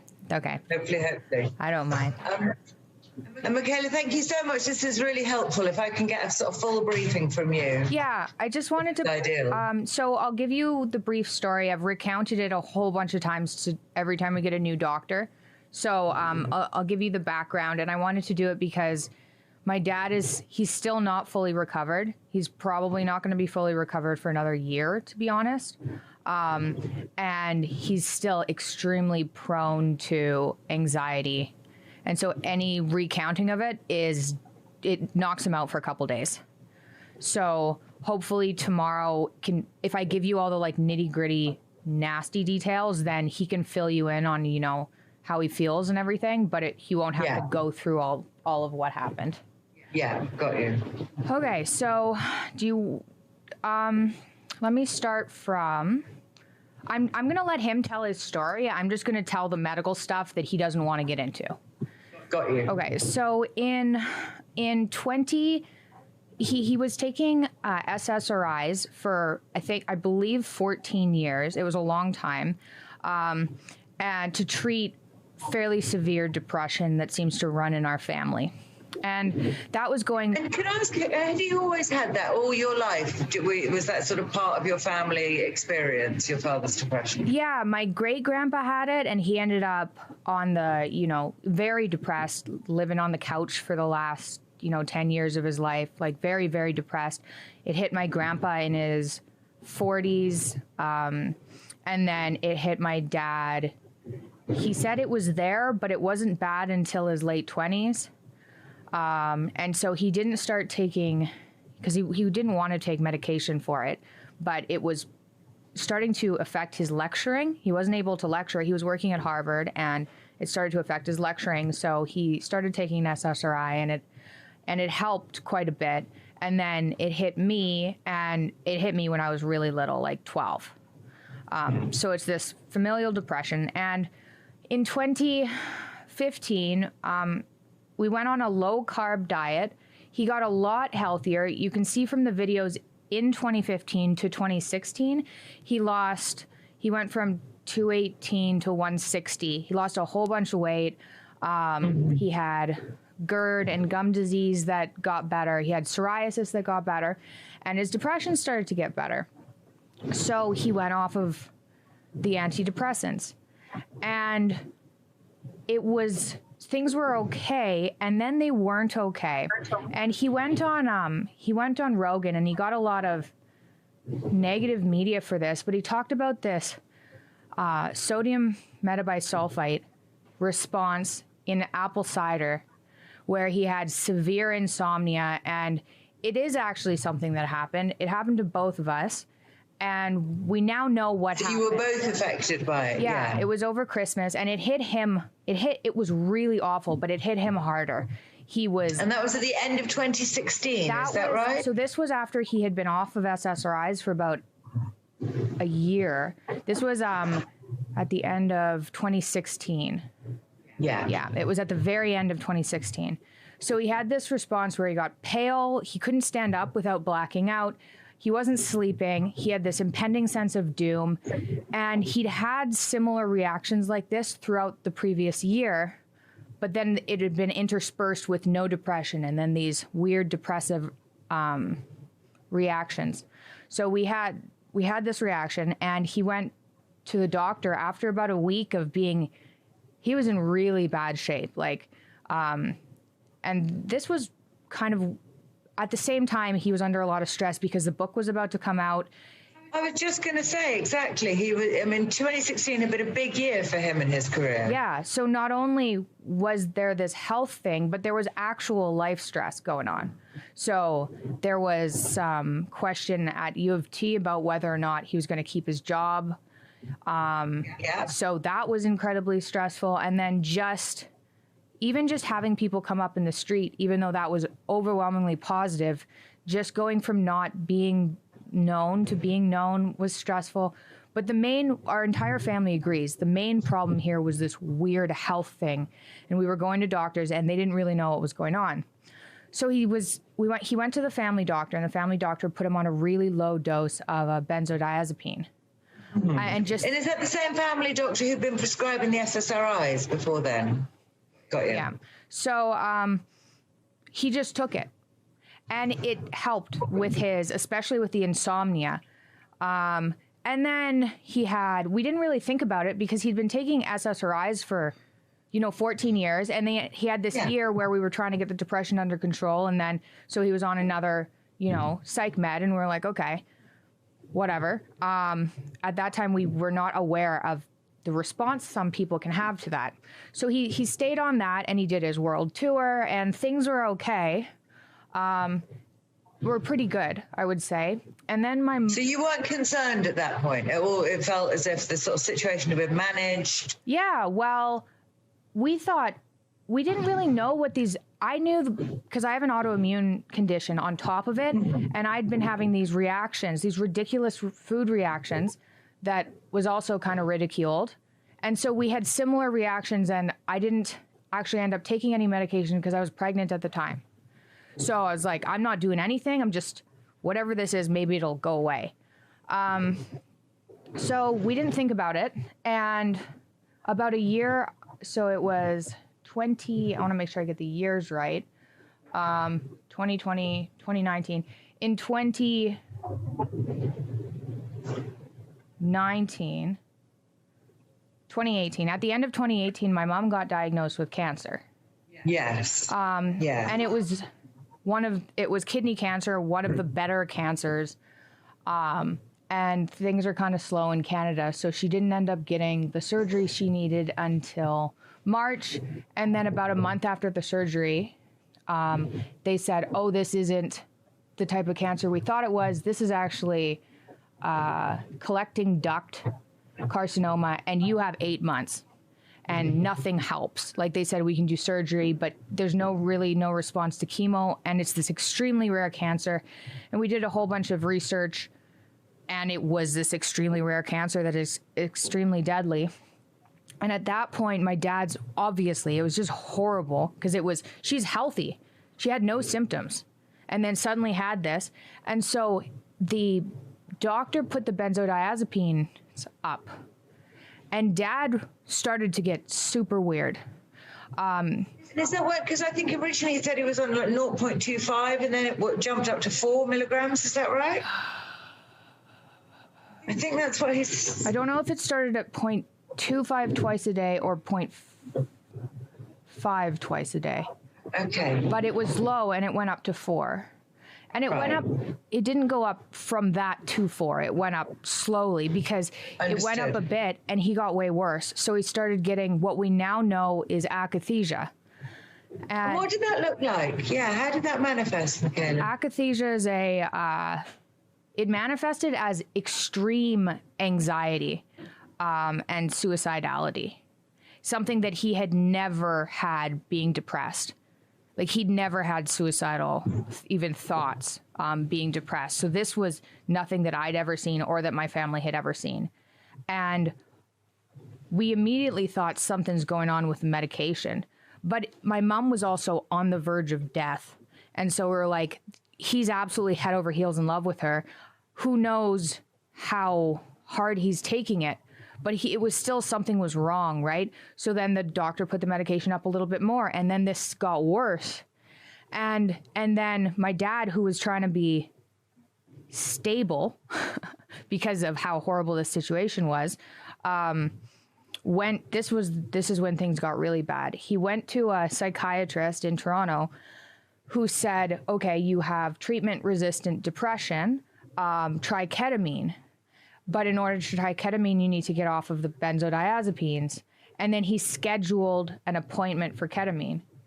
And I'm not happy with the psychiatrist because you can't stop taking benzodiazepines like that. And we didn't know that. We found out, but we didn't know that. So he stopped taking them to do this ketamine treatment, and he'd stopped. Like when he stopped the antidepressants, he had some side effects, but he'd kind of stopped before some of the summer times he didn't take them when he felt a little bit better. So he didn't think about this. Anyway, about a week after stopping and after 2 ketamine treatments, he was in terrible shape. Like, and I went over to, suicide. If I'd met him during that period, what would I have noticed? How would he have presented? Extremely agitated and almost like somebody who was in pain. To me, it looked like pain. And I went over there and I thought, and I looked at him and I was like, oh my God, I can't even talk to this guy, right? He's not even here. What's going on? And we called one of our friends who's a psychiatrist, and that guy said, he's in benzodiazepine withdrawal. He can't do that, right? So he went back on, but he went to, because at this point he was like, oh no, I have this dependency that I've formed. I need to get off of this stuff. So he went back on to half the dose. And then it turned out he was just in withdrawal because you have to, it's crazy. Some people have to titrate down by using drops of this medication, which isn't something a lot of doctors know. So when you're put on the medication, they're not going to say, by the way, to get off of this, you might need to cut your pill into slivers. Right? So anyway, so then he was put on more mood stabilizers, and his akathisia, which is actually a fairly common side effect to psych meds, his akathisia got way worse. And for the last 2 years, we've been bouncing from doctor to doctor. And for a while, his akathisia was misdiagnosed. So it took until August this summer to actually diagnose him with akathisia, which is a side effect of a medication. But he was bounced from, bipolar, depression. One person diagnosed him with schizophrenia. And it was like, he's in pain because of these medications. So he went to, this is in the news too, we made kind of a family decision. It was like, these medications are harming you. You need to get off of them. But you can't seem to without this horrible withdrawal and worsening akathisia. So rehab. So he went to rehab in the States, and that was on the Eastern Seaboard, is that right? Seaboard, yeah. it was terrible. He ended up there for, I believe he was there September until November. Oh my goodness, he was there for 2 months. A month and a half. Yeah. Oh, I see. Right. Okay. Yeah, or 2 months. Definitely September till November 2019. And he ended up on more medication coming out and in worse shape. And so he went home and tried titrating down again. And again, ended up in this akathisia was so bad. Akathisia makes people suicidal. It's this crawling feeling that's so bad. You can see people on YouTube trying to describe it. It's a crawling sensation that makes you not want to stop moving. And so it's commonly misdiagnosed as schizophrenia because they don't know what it is. And in order to treat schizophrenia, you get put on psych meds, and that causes worsening akathisia. So he was in a hospital in Toronto. He got back from the first rehab center, and then his akathisia got worse when he tried to get off these medications. Plus, they had added in 2 more, so he was in worse shape. So we hospitalized him because we were worried about his safety. When you were worried that he would injure himself, that he would hurt himself. And he was worried, right? Like, really? Oh yeah, it was really bad. And this is not like, this isn't him, right? He's never had that kind of tendency, not even in the least. So we're like, this is really bad. So he was hospitalized here in a public hospital, and they diagnosed him with schizophrenia and doubled some of the medications. And so my family was there. And at this point, my grandparents had flown over, my uncle had flown over, and we were going, the medications are making him sick. Get him off of them. How do we get him off of them? And the hospital here said, it's schizophrenia. We should do ECT. ECT. Oh my God. Yeah, and he's there. So their entire position is that he has a psychiatric condition that they need to treat with drugs. Your entire position is he has had psychiatric side effects from being given drugs he should not be on. Yeah. And the solution is to get him off the drugs, not to be giving him. But you're at total cross purposes at that point, really, the medical establishment. It was so bad. And that, like, I can remember one of the conversations we had with this psychiatrist, he goes, well, we think it's schizophrenia. And I was like, these symptoms didn't even start until he started the medications, okay? So you're telling me like a mid-50-year-old man with no previous symptoms of schizophrenia suddenly gets schizophrenia, which doesn't generally, it generally happens late teens for men. It's not like we're uneducated in these things, right? I was like, what? How about you remove the meds and just see if it's a side effect, given the fact it could be. And they wouldn't listen to us. So we called, this is my mom. I was worried my mom was going to get sick again. I was like, I don't know what causes cancer. I've been wondering what's been going on for your mum during this whole period, during that whole period in 2019. So back to that. So she'd had the surgery, and then she had those terrible problems with lymphatic drainage. Okay, so she had the surgery, and then they nicked a lymph duct. And so over the next month, it was like, why isn't mom healing? Why isn't mom healing? And she ended up in emergency about 6 weeks after the first surgery. And in Canada, like, we had to wait in emergency to see somebody, even though she just had the surgery. And then she was in the hospital for a month. She couldn't eat anything, so she was on TPN. She lost a whole bunch of weight because she wasn't absorbing any nutrients. And it was like a horror movie. Like, every day was like a horror movie. And they're like, we don't know what to do. We can't find the leak. And so we ended up, thank goodness we have money, because we stayed there and they couldn't fix it. And we ended up flying down to the States. And then they did a surgery where they went in to try and find the leak, and they couldn't find it. So they injected this poppy seed dye that sometimes works, and it sealed the leak. And then she recovered in, like, you know, not psychologically, because it was traumatizing, but she recovered like in days as soon as the leak stopped. But at that point, so that was August 2019. But at that point, that's when your dad's starting to be in real trouble. Yeah, so he was akathisic like crazy. We didn't really understand what was going on because it's like, Dad, why are you so suicidal and uncomfortable? Why can't you sit down? Things are okay now. And it was because... You mean he would literally be unable to just sit in an armchair and with a glass in his hand and just have a kind of conversation where he's just sort of sitting still and focusing? Yeah. That couldn't happen? No. He was pacing. He was just pacing. It was like as bad as the bad videos of people on YouTube look.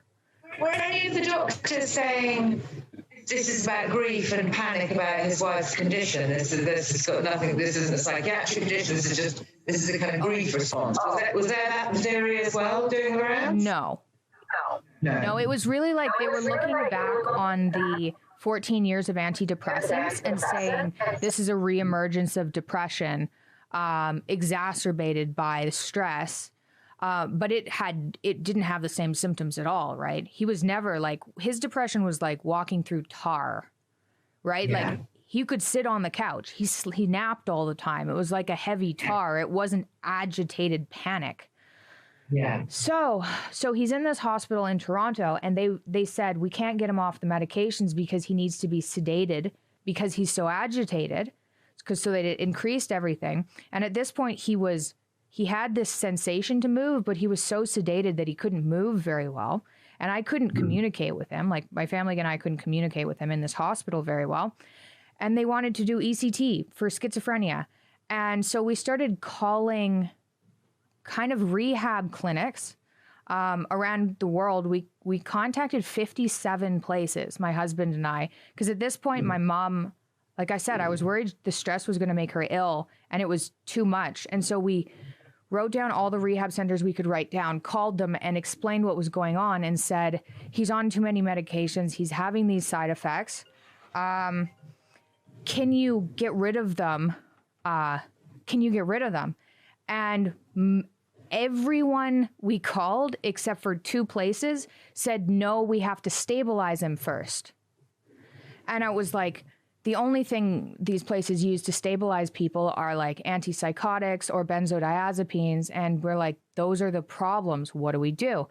So this sounds absolutely insane, but this one place in Russia knew who Dad was and was like, yeah, we do detoxes. I was wondering, when you were having these conversations with these 57 clinics, are you explaining who your father is? Is that part of the conversation, or do most of them have no idea? It's just... I didn't explain at that point because we also didn't know what was going on. We're like, this could go, we can't handle the media at the moment on top of dealing with whatever the hell is going on. So no, we didn't tell anyone who they were until we'd had a number of conversations. But sorry, there were 3 places. There was a place in Israel, a place in Serbia, and a place in Russia.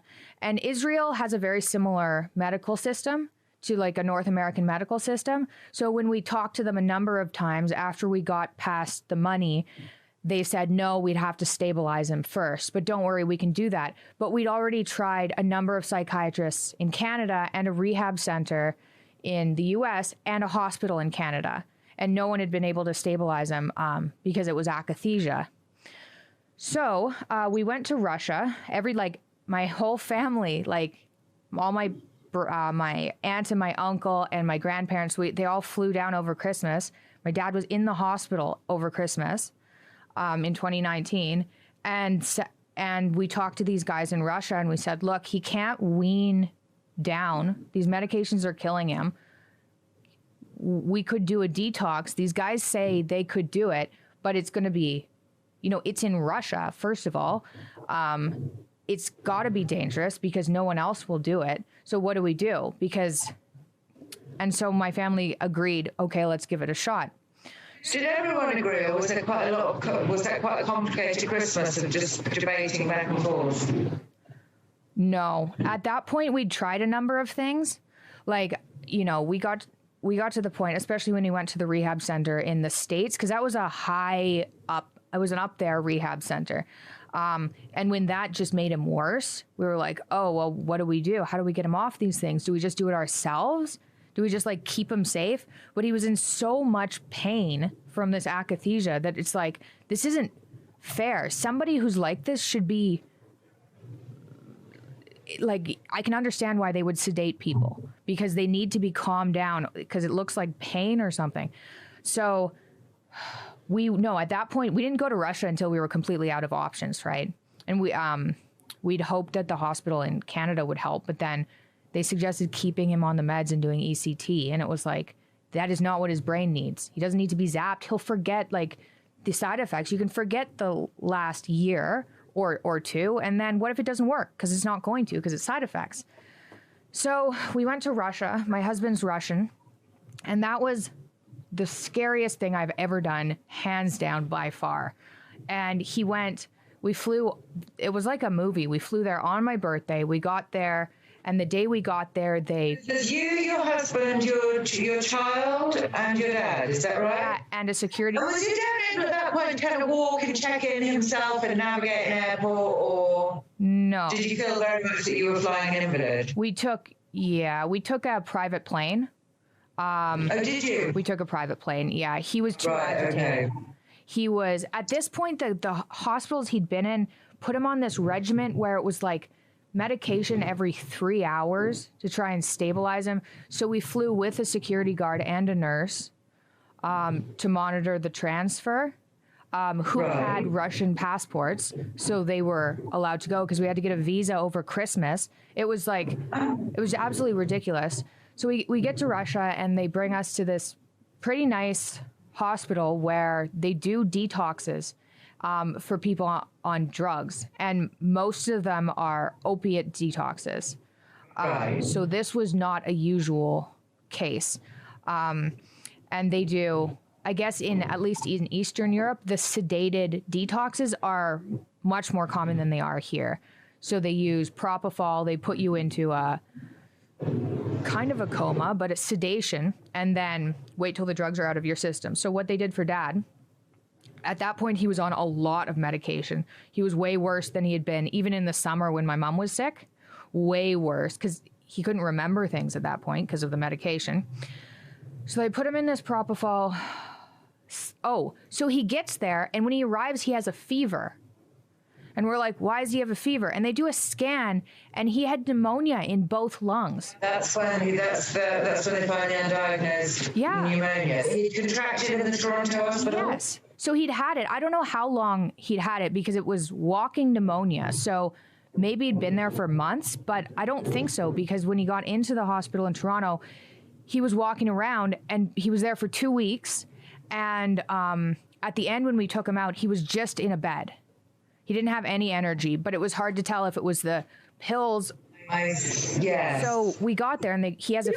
Sorry. Presumably, did you tell the Toronto hospital what you were doing? You were discharging him in order to take him to Russia. What was their response? We didn't get his medical records. They were not okay with it. We had to sign papers taking full responsibility of whatever happened. So he was discharged against doctor's orders.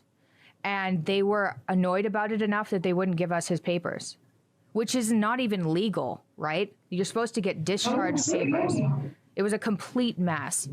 But I think they were confused because whatever was going on with him was very severe. They hadn't seen it before, and they knew who he was. So it was just a mess. And they're like, what are you doing? You're going to Russia? They're just like, what is happening? But we certainly weren't going to keep him on the drugs and do ECT under a diagnosis of schizophrenia. And he was well enough that he talked to the psychiatrist and was like, look, I'm not having delusions. Like, I'm not schizophrenic. I'm just, I can't stop moving. I have this crawling sensation, right? I have this impending... Was he very clear that he wanted to go to Russia? Yeah, he agreed. So, like, we made sure, because in case something terrible happened, we needed everybody to be on the same page.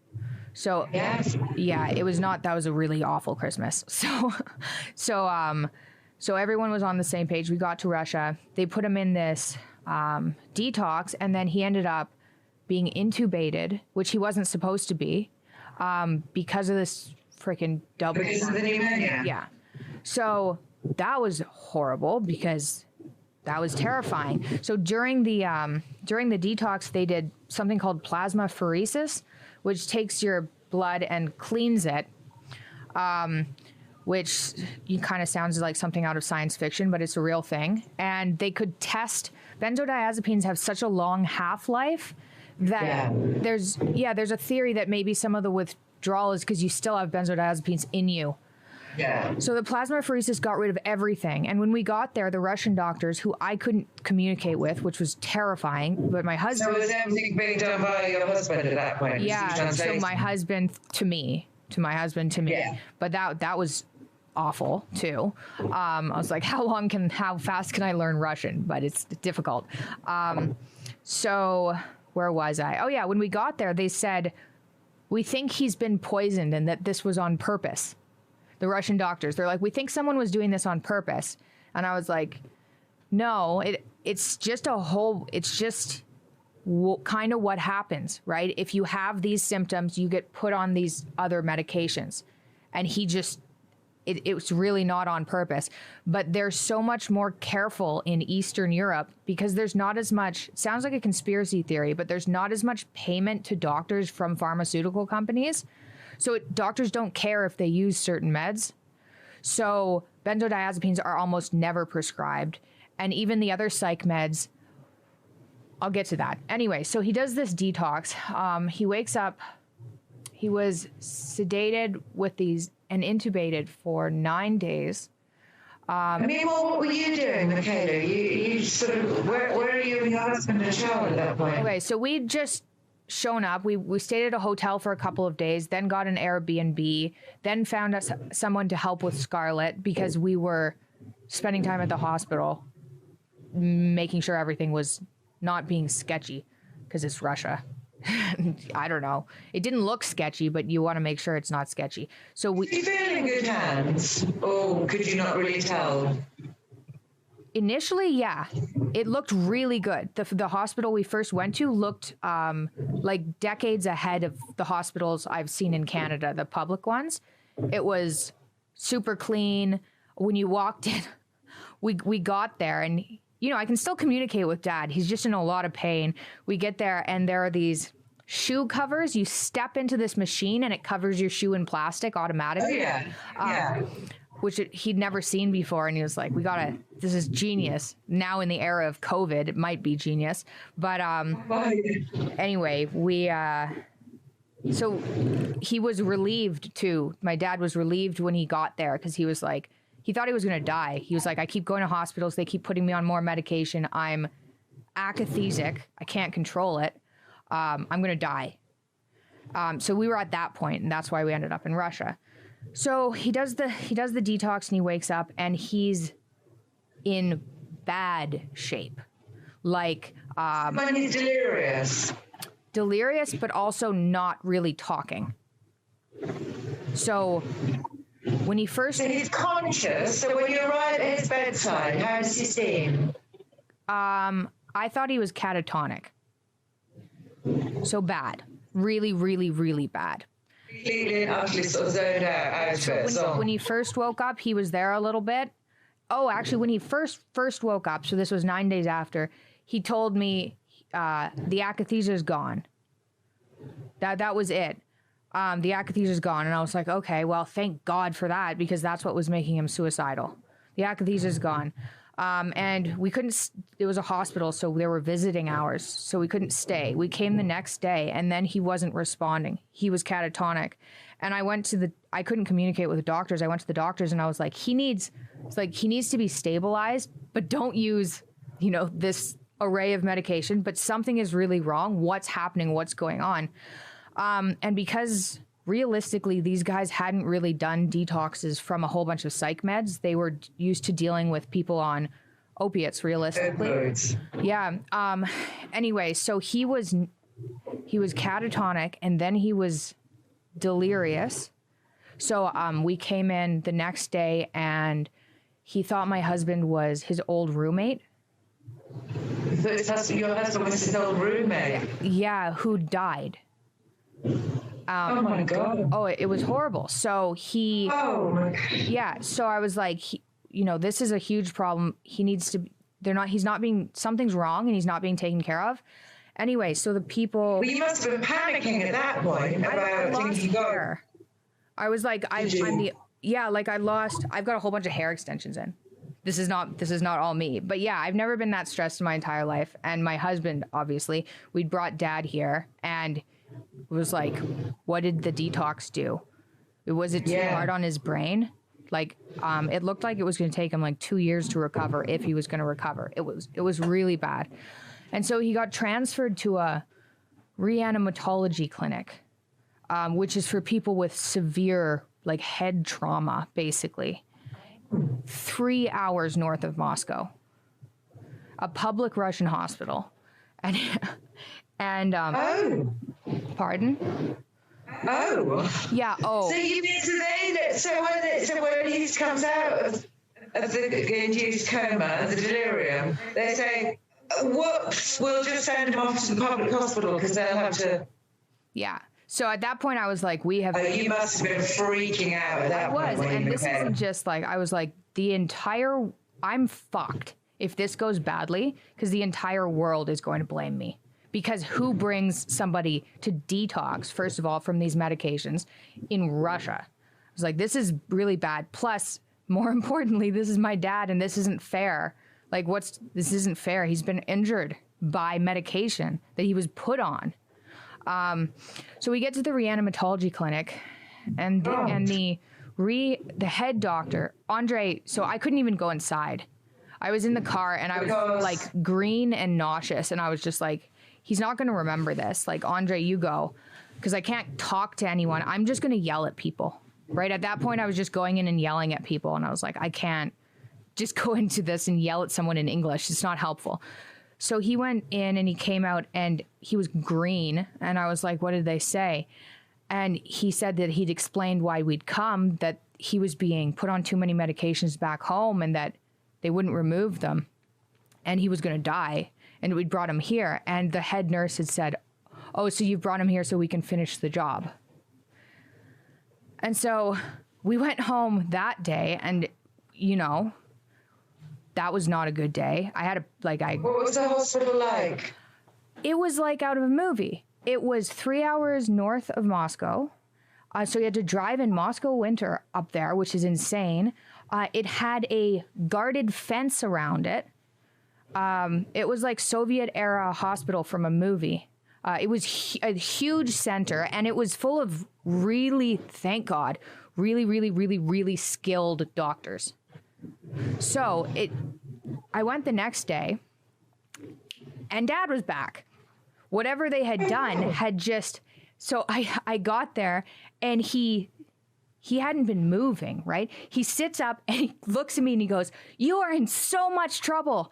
And I was like, Dad, Dad. And he was really confused by that response because he's like, I'm just mad at you. And you're just like happy to see me. And so we explained, because he was still pretty out of it. We explained, you know, he couldn't even remember getting on the plane. He couldn't remember getting on the plane to go to Russia. So he couldn't remember the entire hospital in Toronto. Wow. Yeah. So he went from like early December to waking up in a Russian hospital. Jesus. I know. It's absolutely absurd. Oh, he'd forgotten the whole of his Toronto hospital experience and the journey to Russia and the detox clinic. So he's lost everything. Like a month and a half. Yeah. A month and a half. Yeah. Yeah. And I think that was because, he was akathesic at the beginning of December. Hold on, I'm just going to close this door.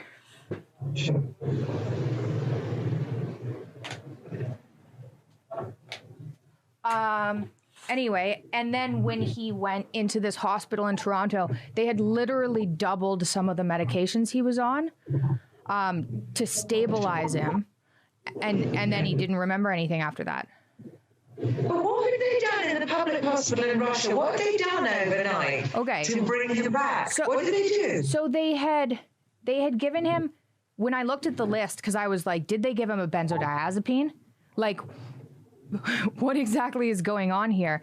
And they had given him a whole bunch of really low dose kind of everything. But most importantly, from what we learned, he was using Dextor, which is something they use it for surgery to put, it's kind of like propofol. They use it to sedate people who are in a lot of pain or for surgery and to calm people down, but it's not a benzodiazepine or an antipsychotic or one of these sedative drugs. It's called Dextor, dexmetadine, I think, in the US. And so he had this IV of Dextor. And then they added in a whole bunch of vitamins. Like, they just threw everything at him to try and get him to stabilize, but they didn't use benzodiazepines, which is at the time, which is what we were concerned about. And over the next, he was like, okay, get me out of here, like right now. And because we had to go, the stupid hospital, there was no, in Russia, you can bribe people and it's a bit more loose with rules. And this hospital was like Soviet era. There was no staying over the time limit. Like, it didn't matter who you are, what you were offering. So there were 2 hours of visiting. There were 2 hours of visiting hours a day. So we drove 3 hours there to visit and then 3 hours home. And over the next, I can't remember exactly. He was in there for, I believe, 8 days. It wasn't very long thinking back on it, given the state he was in. But every day was, get me out of here, get me out of here. And it was like, well, Dad, you have to be able to walk. You have to, because he couldn't walk at this point. He couldn't walk? No, and we don't know, like, why exactly. Right. Presumably that's what you want to understand, what on earth has happened and why he is the way he is. Yeah, and even the people who'd done the detox were like, this isn't, we don't know. And they had good doctors, but no one could explain what had happened exactly. So the detox team had no idea about why he'd emerged in that way. Well, all they knew was that they were more familiar with detoxing opioids. That's not exactly true. That's not exactly true. The head psychiatrist at this reanimatology clinic, they did MRIs and CT scans to try and figure out what was going on, to see if there was brain damage or anything. And they looked at the MRI and they said, oh, he has damage from the SSRIs. And I was like, what? And they're like, yeah, he has brain changes from the SSRIs because he was on the SSRIs for so long. And I was like, okay, whatever. Like, I kind of just ignored that. That comes into play a little bit later. So they did see brain changes. They didn't say brain damage. They said brain changes, but they couldn't really identify what was going on through scans, which was good. Like, nothing's really wrong. They said that there was a bit of ischemic damage, but it looked old. So it really wasn't clear what had happened. And so over the next 8 days, he went from sitting up in bed to like shuffling to walking to basically running down the halls. And he was like, I'm getting out of here. He got off of the Dextor in a week. And then when we left that place, we drove. So then he was going to the actual rehab center. Not that he was a rehab patient, but they did neurological rehab as well. So, and we couldn't bring him home. He needed too much care. He was still like not well. When we brought him out of that hospital, he could barely walk. He didn't really understand where his feet were. He said, he's like, I'm blind. Like I'm blind with my feet. So he'd hit his feet on things. He forgot how to type.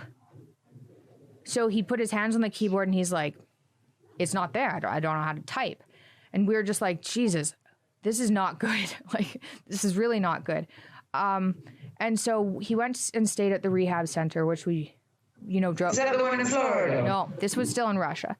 This is the people who would organize the detox. So this is now the third place in Russia, yes. You mean? So the first deal... so this is location number 3 in Russia. Yeah, location number 3. The deal was he does the detox in a hospital and he moves to the rehab center.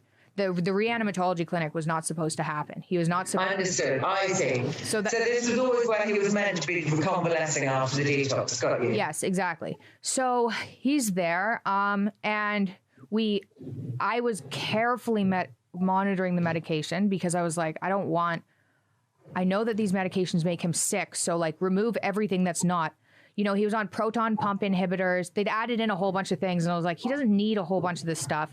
I was going to say that what you're trying to do is get him off meds, not onto more, right? Yeah, and so that was annoying. But he ended up on, and here's where things get tricky. So he ended up on a very, very low dose of an antipsychotic to stabilize, and a very low dose of an antidepressant. And we thought, okay, these are like tiny amounts. If that's what he needs to be stable, we can get rid of those later when we're at home, like whatever. So he's doing pretty good. He's getting better and better. We're going for walks. One of his friends flew out, got a visa, flew out, and stayed with him like all day because so that someone was there with him. We talked to the rehab center. They took a huge risk bringing him in there, and they were really helpful with letting people stay and visit. But he was like, I want to go home. This is Russia. This is like scary. And we wanted to go home, and we thought, okay, we'll go to Florida because I didn't want to bring him back to Toronto with mom because it was still too much work taking care of him. Like he needed nurses and things.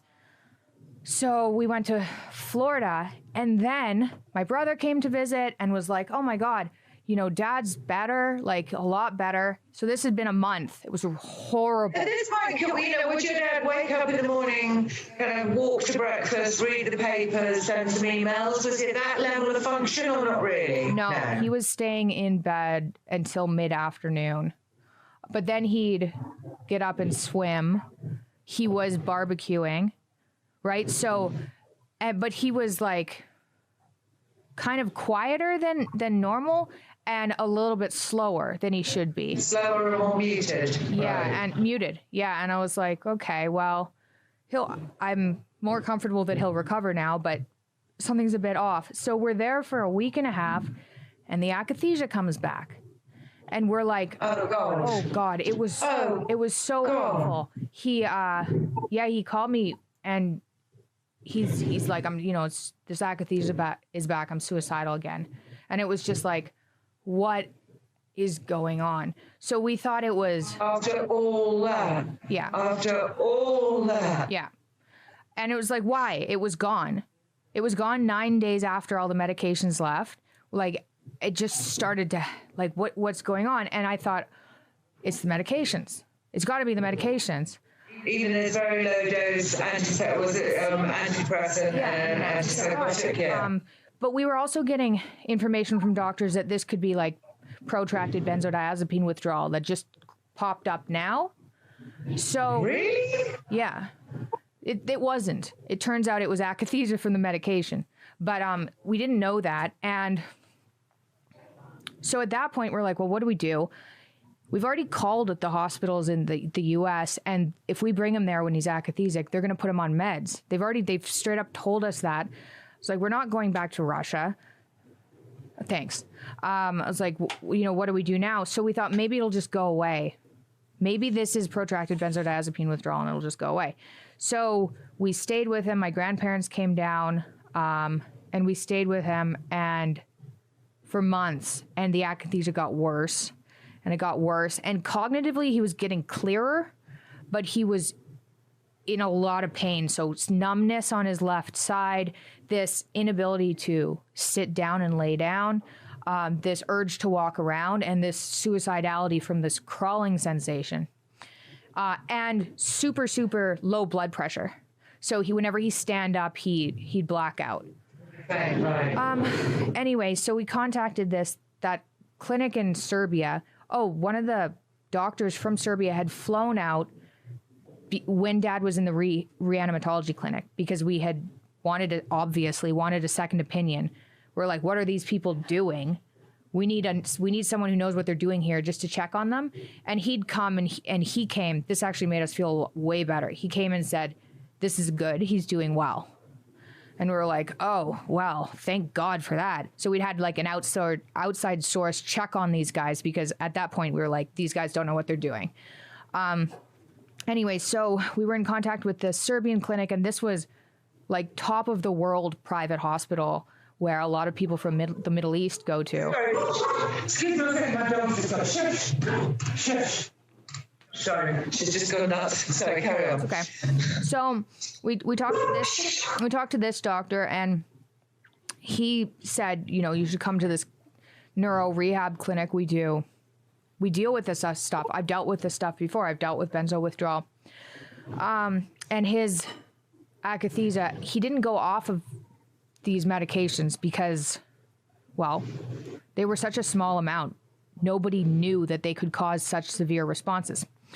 So we ended up, it got so bad that he was a danger to himself and my family couldn't handle it anymore. It was like my grandparents were there helping take care of him, and it was just like, it was way too much. So we went to Serbia. So when you say too much, so you were still in the clinic in Florida, you mean? No, we were at home. So this is at the same time. We flew there late February. COVID happened in March. So like everything shut down March, April. So we had rented a house and we're staying with him, taking care of him from... In which city, sorry? Palm Beach. Okay, got you. Just wanted to, kind of relax and heal. Yes. And then COVID hit, and then we were taking care of like my family, my grandparents, my dad in this COVID mess. I was like, oh my God, this is a disaster. So anyway, months passed, like horrible months passed. So you're all in this house in Palm Beach, kind of pretty much in semi-lockdown, trying to look after your dad. And he's getting worse, and we have no idea why. And he's suicidal. Although it would be, so his symptoms they're way worse in the morning than they are in the evening. So in the evening, he'd actually be pretty good.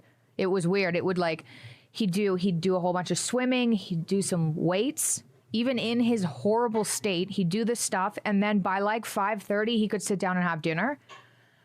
And by 9 p.m., we'd watch TV and he'd be laying on the couch watching TV. And he had a bit of a sense of humor. It was absolutely absurd. And then it'd be like, shit, the morning is going to happen again. Like, what is going on? He was like, how much am I contributing? Like, is this in my head? We had no idea what was going on. So we went to Serbia, and we get to Serbia, and you probably saw the podcast Dad and I did together. So they put him in under propofol again because he was so anxious. And of course, he's like, I'm back in Eastern Europe. I'm never going to see my wife. I'm never going to go home. Like, I'm doomed. Is he articulating all of these things? Yeah, he was doing better. Like at that point, he wasn't in a better place, but at least he was more cognitively there. But there are great sort of effusions of anxiety and riffing on all the kind of sort of worst case scenarios. Worst case for sure. Although it wasn't unreasonable given what had happened.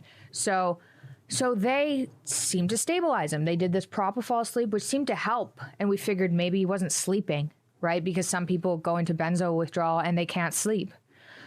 So we're like, I don't know what happened, but thank God he's back. Although he was a little like, honestly, I would say stoned.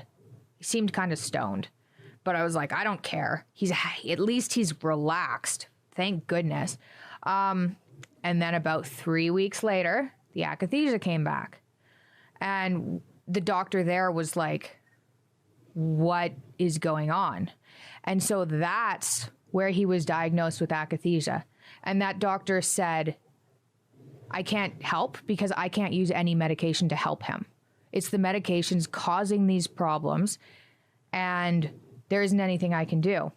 And at that point, well, we were like, well, at least that makes sense, right? It's not in his head. It's a side effect. And they ended up using a partial opiate. So this is something that it's been difficult to know how much of this to talk about and how much of it not to talk about, because since we put out a video saying, hey, Dad's in rehab, this is what's going on, because people are going to find out anyway. And we were back in September 2019. Yeah. That was September 2019. Yeah. And because we've always been pretty honest about what's going on. And it was like, he's writing these self-help books. He's having a hard time. Like, it's worse if we kind of keep that hidden. So and it was so much to bear that keeping people updated when he just disappeared was ideal. But the problem with that is I've had probably 3,000 people email me asking how dad's got his akathisia under control, because there are people who are suicidal, living daily with akathisia, being treated with psych meds, and that are probably worsening the symptoms because akathisia is just so poorly understood. Yeah. So anyway, so what he did was he started using Suboxone, which doesn't. It's like it's a partial opiate, and technically they use it to treat people who are addicted to opiates to get them off of it, which obviously wasn't his problem. But it also has calming properties, and it's used to treat akathisia. Okay. Yeah. So there are studies online too. If you find someone who really knows what they're doing, they can safely use opiates to treat akathisia, because you can't use any of the other sedating drugs. Like any of the psych meds can trigger it. SSRIs, SNRIs, antipsychotics really, really can. Benzodiazepines. Which is what he'd been prescribed. Like he tried all of them. So the Serbian clinic had tried everything. It was insane. They tried everything because they had stabilized him initially, but it turns out akathisia is a little bit more complicated. It's delayed, so it doesn't happen necessarily. It doesn't necessarily happen as soon as you take the medication. For my dad, it happens 3 weeks later. Right. So that's why he kept getting better, and then the akathisia would come back. The akathisia would come back. So when we were in Serbia for 3 months trying to stabilize him, because this doctor is just like, I can't believe this, because it's fairly rare, and his was so severe that it was very rare. So we ended up flying him home. I came home actually to organize the transfer. My husband stayed there with him. We got COVID when we were there. That's not even like that. Yes. Did you understand that you and your husband and daughter moved into the hospital? Okay, so. And then caught it in the hospital, is that correct? Or have I got that wrong? I don't know where we caught it from, but so when we got to Serbia is interesting. It was completely open. So going from the States to Serbia was like, whoa. And the government had said there are no COVID cases there. I remember when Serbia had that sort of golden zone, yeah. And we were so not, like, because my dad we weren't concerned. COVID was like least on our list of problems. So anyway, then elections happened. And then they shut down the country, like days after elections. They were like, oh, COVID is everywhere. Mandatory quarantine. And then there were riots. My nanny at that point got hit on the outskirt of a crowd with tear gas because of the riots, because people were like, hey, you said there was no COVID and now it's everywhere, and you just, like, their elections are a little off. So we all, it was either quarantine at home and not see dad at all, or quarantine in the hospital. Yeah. And at this point, yeah. So I was like, no freaking way are we doing that. So we stayed in a room in the hospital, and 11 days into quarantine, my daughter probably was the first one to get symptoms. She just had an upset stomach. And then my nanny had an upset stomach. And then I had an upset stomach, but it was like, whatever. It's like an upset stomach. It's not that bad. So quarantine was over. This is 14 days. We moved back home. And as soon as we got home, the hospital is like, we tested him, because they're testing all the time. Jordan has COVID. And we're still all sick, right? But we're like, no frickin' way. Like, are you kidding me? So we all got COVID, including my nanny. Everyone at the hospital got COVID. Igor, the head guy of the hospital, he'd already had COVID. Like, a lot of people had antibodies already there. And then they treated dad preemptively. So you can take, like, some of the protocols involve antibiotics and steroids preemptively, which I wasn't a huge fan of, because my dad doesn't react well to medication. And I was like, why don't you wait for the symptoms before you put him on medication, because he doesn't react well. So they ended up so we weren't allowed to go visit him, because he was we weren't allowed to go visit him for 5 days. And I got there and he was in the worst shape. Like, he was so agitated, it was hard to believe. And And sort of give an example of how that would. Do you mean he was sort of physically agitated, sort of facially agitated? Do you mean when he was talking, he was facial moaning? Like, the easiest way, honestly, there are videos of people with akathisia on YouTube. It looks like that. So it was bad, and everyone in the hospital was freaked out.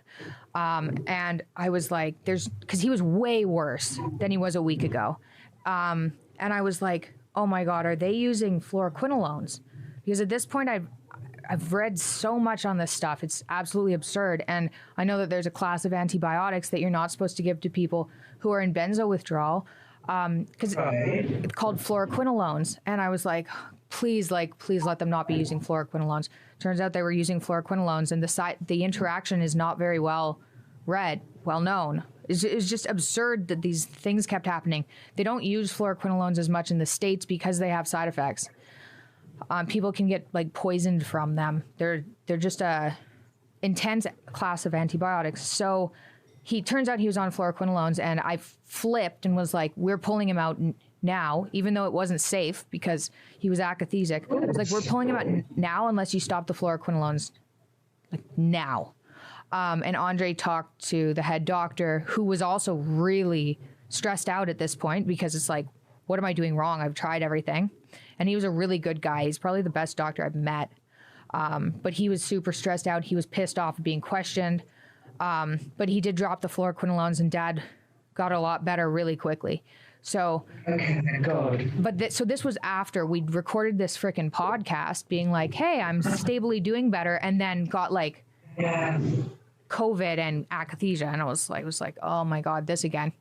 So anyway, after that, he was put on Suboxone. The Suboxone helped a lot with the akathisia, but it was still kind of there. We go home. So it was September. So he's home finally. We'd left in January. It's September. We hadn't been home for 9 months. Yeah. He's home. So he hasn't seen your mom in 9 months. Mom came to Florida to visit. Okay. And then went home. And we're trying to keep her stress levels very low because of how sick she was. It was just like, he didn't want, it was better for her to not see this. So she came to visit in Florida, and she also came, this was really hard on Dad. This was really hard on everybody. She came to Serbia, and literally the day after she arrived, they locked everything down. And the head of the hospital said, we're going into quarantine and you should go home because you've had cancer. You're at a higher risk. You should go home. And I was so angry because I was like, Dad was so looking forward to seeing her. And then it was like, you got to go home. 2 days. But we did end up getting COVID, and she didn't. So he was probably right about that, to be honest. Yeah. At the time, it didn't feel good, but we did end up getting COVID, and she didn't. So, so anyway, we get home, and he's still not in good shape. He's waking up late. He's akathisic. So it's the pacing, the uncomfortable crawling sensation. So he's still in discomfort, and he's pacing, and he's agitated. Yeah, numbness, burning sensations, like really bad neurological stuff. And this is 9 months after you did the detox then? Yeah. So he goes to a psychiatrist, and the psychiatrist puts him on an antipsychotic. And I go, my husband and I had a fit, right? We were like, we have seen this happen a whole bunch of times. He was diagnosed with akathisia. In 3 weeks, we're going to be totally fucked. And and people, because everyone was completely stressed out, and people here hadn't seen what was going on, they were kind of like, just take a break, guys. You need to take a break, which was true because I'm just thinking, you've now done that. You've been in full kind of medical mode for the best part of a year at that point, haven't you? Yeah. So we're like, okay, we'll take a break. Maybe this will work. Just like maybe it'll work, because initially it works. He's feeling better. So it works. So then they added an antidepressant. 3 weeks later, it was so bad again. It was like 12 hours of akathisia. And so Andre and I got involved again and said, that psychiatrist is fine. Oh, first what happened is we called our family doctor and said, he's akathesic again. The psychiatrist isn't listening. He's treating him for bipolar. It's making the akathisia worse. Can we have a referral to another psychiatrist? And our doctor said, no, just like leave it alone. Just let them do it. And we were like, okay. So we had to switch GPs. So then we... Did you get the feeling at that point that you're being perceived as the problem? I was yes, 100%. But... When did that begin? Clearly at that moment. Did you feel that before that moment?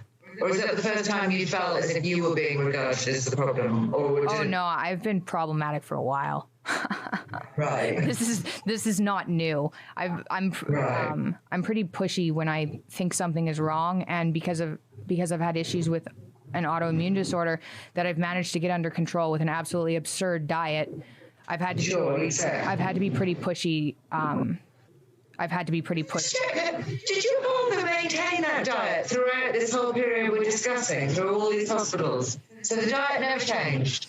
No, it did change when we were in Serbia. It expanded a little bit. He had like fruits and things. It didn't seem to make much difference. Like he was just so screwed. I'll get to the diet in a sec. Let me wrap. Sure. So the family GP said, no, I won't give you a referral to another psychiatrist. Yeah, so you then get a new family GP. Yeah, so we got a new family GP. We were like, that's it.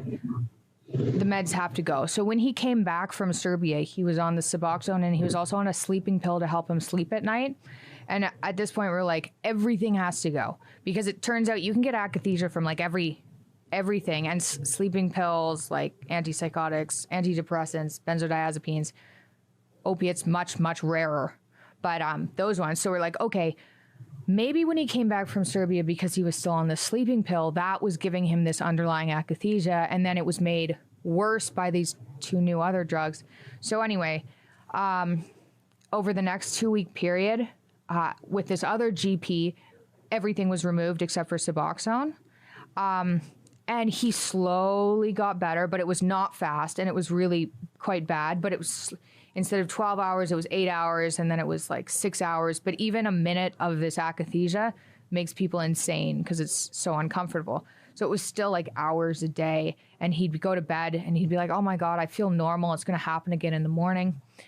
So at that point, I went on this rampage, and I'd done this before, but I did a new search now that I knew that we were looking for akathisia, to try and find akathisia experts. And I found one in Vancouver and in the UK. So all the way up until this point, when it was diagnosed in Serbia as akathisia, what were you calling it before then? Benzodiazepine withdrawal. Got you. Yeah. So akathisia because of benzodiazepine withdrawal, not akathisia because of psych meds, which is what it was. So anyway, so I do a whole bunch of consultations with, I talked to 5 different specialists, akathisia specialists, and tell them the whole story. I had typed up like 12 pages of medical notes with everything that had happened, sent them all over to these akathisia specialists, and it's just like, plus I was getting thousands of emails from people telling me what worked for them. So there's a lot of information. And I had Dad do a couple of consults with these doctors, and we finally found this akathisia specialist who goes, so it turns out people who take SSRIs for a very, very long time, especially if it's at a high dose, if they stop taking it, not only can they have protracted withdrawal, which causes insomnia, impending doom, panic. People usually treat that by going sugar-free and low carb because they're so sensitive. Their brain is so sensitive that it reacts to chemicals, light, smell, and high carbs like sugar. And so we thought, okay, maybe that's why when we went low carb, because we were eating meat, right? Because everything else was causing this horrible impending doom. It was like, maybe that was SSRI withdrawal. And so this psychiatrist said, yeah, that's from the SSRI withdrawal. And the interesting thing is, I had that similar, so I went on this meat diet, and I stopped taking SSRIs that I've been taking for 11 years. And I had these reactions with carbs that were just absolutely horribly absurd. And they don't happen anymore. So I still have an autoimmune disorder that I have to deal with, but these impending doom insomnia reactions stopped happening. And a lot of people I've talked to who do this meat diet are getting off of meds. And so I think it must have something to do with that. And according to this psychiatrist, you can go on a low-carb diet to help ameliorate some of these psych side effects. So apparently people who are on SSRIs for a long time, if they start up again on a benzodiazepine or an antipsychotic, they're way more likely to get akathisia than the general public. I see. So he looked at the case and he said, yeah, he took those for 14 years. He went off, and then when he went back on, they caused going up and everything, caused akathisia. And he was on psych meds for the whole year. So that's the akathisia. And what you have to do, he's like, the opiates help. So just stay on that, get off of everything else and wait. And it was just like, what? And this guy he'd moved to Toronto just outside of Toronto 5 months ago. So he's just new here. I think he's from Australia. And he's like one of the top akathisia specialists in the world. And he explained everything. And so now Dad is, once all the antipsychotic stuff were gone, and he's mad at the akathisia's lifted. He hasn't been akathisic now for a number of weeks, which is the first time that's happened. He's only on Suboxone. He's cut it down in half, right? So it's going away. He only needed it because of this akathisia covering the symptoms. And so it's over now. Like he's anxious. He's very prone to stress. He's got PTSD 100% from the last number of years. But we know that the akathisia is caused by any medication, basically, that's a psych med. And it's gone now. But holy shit, that was a bad year. So we had Christmas this year, and he opened all his gifts from last Christmas. It's been like, it was just absurd. We're just like, how the hell did that happen? But we have a great GP now who completely understands what's going on, who actually knew about akathisia. He was like, why was he put on an antipsychotic if he has akathisia? And I was like, I don't know. That's what I've been saying. So we've got a great GP, and he just released a podcast with Matthew McConaughey. So he still has to recover. He's walking a lot, but he's like, the akathisia is not there. But he can get up in the morning. Yeah. He's getting up at 8. Then he's having a sauna. He's physically active. Yeah, we found saunas. Okay, so when I talked to this psychiatrist and he said this SSRI withdrawal can have this impending doom panic, I was like, oh, I had that for like 2 years after I stopped SSRIs, but I had a baby and I was so convinced to control this without meds. And I was like, something makes me feel weird with those. I don't want to take those. So I had it for 2 years. And one of the things that really helped was infrared saunas. No idea why, but getting in there and sweating made a massive difference if I could do that. And my mom built an infrared sauna in the basement. So Dad goes into the infrared sauna in the morning. Then he eats. Then he walks for like 10 kilometers. Oh, wow. Yeah, 10 to 15. He's walking a ton. So somebody walks with him every day. And then in the afternoon, he works. And his book is coming out in March. And yeah, how do you feel about the prospect of that? I think he's going to recover fully. I think from my experience, which was not like his, I never had, like, he had it so bad, the akathisia and stuff. But from my experience, it took a couple of years to recover from all the medication I was on. I think that he's... Were you tempted to delay the book coming out by a year? Yeah. Yeah, I mean, that's been a debate. Oh, yeah, like I had a call with the publisher when we were in Russia. And at that point, my dad was like, I'm never getting better, just publish it. And I was like, am I going to have to, like, it's not even done. Like, what do we do? But he worked on it through this akathisia period. He worked on it and finished the book, edited it, did the audiobook. He did. While he was in Florida and Serbia. So he was editing in Florida and Serbia. He finished writing in Florida, editing in Serbia, and then he did the audiobook in December.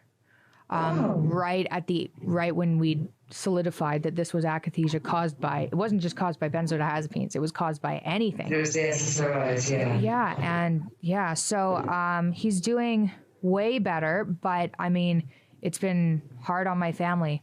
Like they were anxious about this interview because they're like, what's it going to cause? And we figured because he has his book coming out in March, we don't want the questions surrounding the book release to be all health focused. The logic of doing it this way makes complete sense. Yeah, then you've got to play around and actually focusing on the book. And at least there's been like hints of, there was a podcast and things, so people are kind of up to date. But we figured. What kind of feedback have you had online? Like horribly negative. Horribly what? Negative. Like really? Yeah, it's been pretty hard on me. Because go on, tell me, Michaela. We went to Russia and it was like you brought, I get a lot of people being like, you're killing your dad with your diet, and you're killing your dad, bringing him to Russia. It's trolls, but it was really hard, especially when I was like in Russia, being like. So they were all attacking you for being in Russia, for taking him to Russia? Yeah, because they didn't understand, right? And they didn't know, we tried a whole bunch of hospitals. We called 57 of them, right? We went to one of the top rehab centers in the States. We went to a hospital in Canada. Like, they were just like, you just brought him to Russia, which, like, yeah, I get it. And then people don't care if you're removed, but it's been hard. So part of the reason, yeah, it's been really hard. And, of course, there's a lot of support, too. Which like Jordan's back, like thanks for the help there. But you always see the negative more. And it's pretty easy to make it a negative story because I already have this weird, you only eat meat diet. Although I was really using that to treat serious health problems. And so is Dad. It's not like I force feed him, right? It's up to him what he does. But it's an easy story to twist because it's like all meat diet, goes to Russia for a detox that you're not supposed to do on these medications. I get it, but it has been hard because of how stressful the year's been anyway. Unbelievably so. And there's the whole family kind of been united about what the best thing to do is at each point. I imagine that feels optimistic. I mean, family is difficult. We're good now, but it's been hard throughout the whole thing because for part of it, we had certain family members that were like, it does look like an underlying problem. He was depressed. It is an underlying problem. And so there were times when it was just me being like, this is medication. These are side effects. But then all the doctors are also saying it's an underlying problem. And you put any family under a whole bunch of stress and people snap. So now it's like things are so much better now. Everyone is like thankful and happy and just recovering because we are like weeks into finally figuring out what the issue was. If it had been as simple as benzodiazepine withdrawal, I think he would have been better in March. Exactly. But because they stabilized him on this, it was such a low dose too. Like nobody had any idea, including the doctors, and that these kind of small amounts can trigger such terrible symptoms with people. And then I've had so many people reach out. Mirtazapine is the other thing. So eventually it's Suboxone and mirtazapine. And mirtazapine is a medication that's used to treat akathisia. There are a whole bunch of medications used to treat akathisia. All of them gave him akathisia, except for mirtazapine. So that's been like a godsend. Jesus. Yep. What about your mum's health, Michaela? What's her prognosis? Good. She's not getting after you have cancer, you have to get checked every 3 months and things. Yeah. Those are, I think, at 6 month points now. So good. And she's doing really, given what's happened and how traumatizing it's been, like she's doing really well. So, and my brother had a baby, like we've made it through and things are going to be really good. But it was a hell of a year. I wouldn't wish this akathisia on anybody. And part of the reason... Do you think your dad will make a full 100% recovery? Will be back to exactly as he was? I think he'll be doing better. Like, I think it's going to take him a little bit of time, but when he's not on any medication and he's recovered from the damage it's done, yeah, he's going to be on fire. I'm not concerned about that at all. He's anxious. When am I going to recover and all this stuff? But like, this is new. It's going to take a while, but I'm absolutely certain that he's going to be 120%. Extraordinary amount of responsibility, haven't you, Michaela, in terms of making judgment. I mean, you've been around the world for a whole year in very unlikely countries, but with a young family. But just on an emotional level, to be responsible for making these decisions, that must have been exhausting and a bit terrifying, wasn't it? Yeah, it was horrible. You don't have sort of medical training, so you're having to... That's a huge thing, isn't it, to take on? Yeah, because of my experience being ill, I've done a lot of research. But no, I don't have training. I just know, like, there's this trust people have in doctors that I don't have, because doctors are just people, right? They make mistakes. There are things that they don't know. I don't trust. And from the reaction I've had to medications, the doctors have said that's not possible. And I've had it. I know it. So when I saw how hard it was on my mom, and I was like, my family didn't know what to do other than to leave him in the hospital for ECT. They didn't want to do that. They said no, but we don't know what to do. No to that, but we don't know what to do. We don't know where to go. Like, what are the options? And I thought, okay, I'm in a pretty good place. Like, I could handle this for a while. I'm completely burnt out now. And it was like worse. I was hoping it would be a smoother ride. I was hoping we'd go there, it would go easily, and we'd be back in 6 months or 3 months with Dad better. But like, turns out it took a year. But at least we're here. But yeah, it was stressful. I definitely do not recommend any of the last year. No, I can well imagine. It's an extraordinary tale, isn't it? Yeah, it's really, crazy. really I wrote it down, like I was keeping notes, because I was just like, this is absolutely absurd. Yeah, it's an amazing, amazing tale. I'm just looking briefly at my notes to see if there's anything that I meant to ask you there. But I think that was incredibly comprehensive. Yeah, I'm good. Okay. Well, thank you. And yeah. Can you ask if, after I've interviewed your father tomorrow, if there's anything else that I said, oh God, I should have asked you this or that, would it be okay if I drop you an email? Yeah. And we can pick up anything that's unanswered? Yep, for sure. We're just looking. We're looking to. Dad was hoping. I don't know what the article's going to be like. He's hoping it's not going to focus entirely on health. I said that I read the other stories, and some of them were pretty health focused. So we'll see what he says tomorrow, because he's trying to, get past this. But we thought if people understood what happened and the reasoning behind things, then we could just let it be. It's like, this happened. Don't do some of these things. And if you are on these medications, like especially psych meds, and you're akathesic, and you weren't before, maybe look at the meds, right? But people don't know about it. And there are some docs, some specialists out there that can help if you know what the problem is. But yeah, ideally, we'll just leave this be, and then Dad can go back to touring and writing and doing podcasts and being controversial, and we can not deal with health for a while. It was like my entire life. But yeah, reach out if you have any questions. Brilliant. Michaela, thank you very, very much. Hey, thank you. Thanks a lot. Bye. Bye-bye.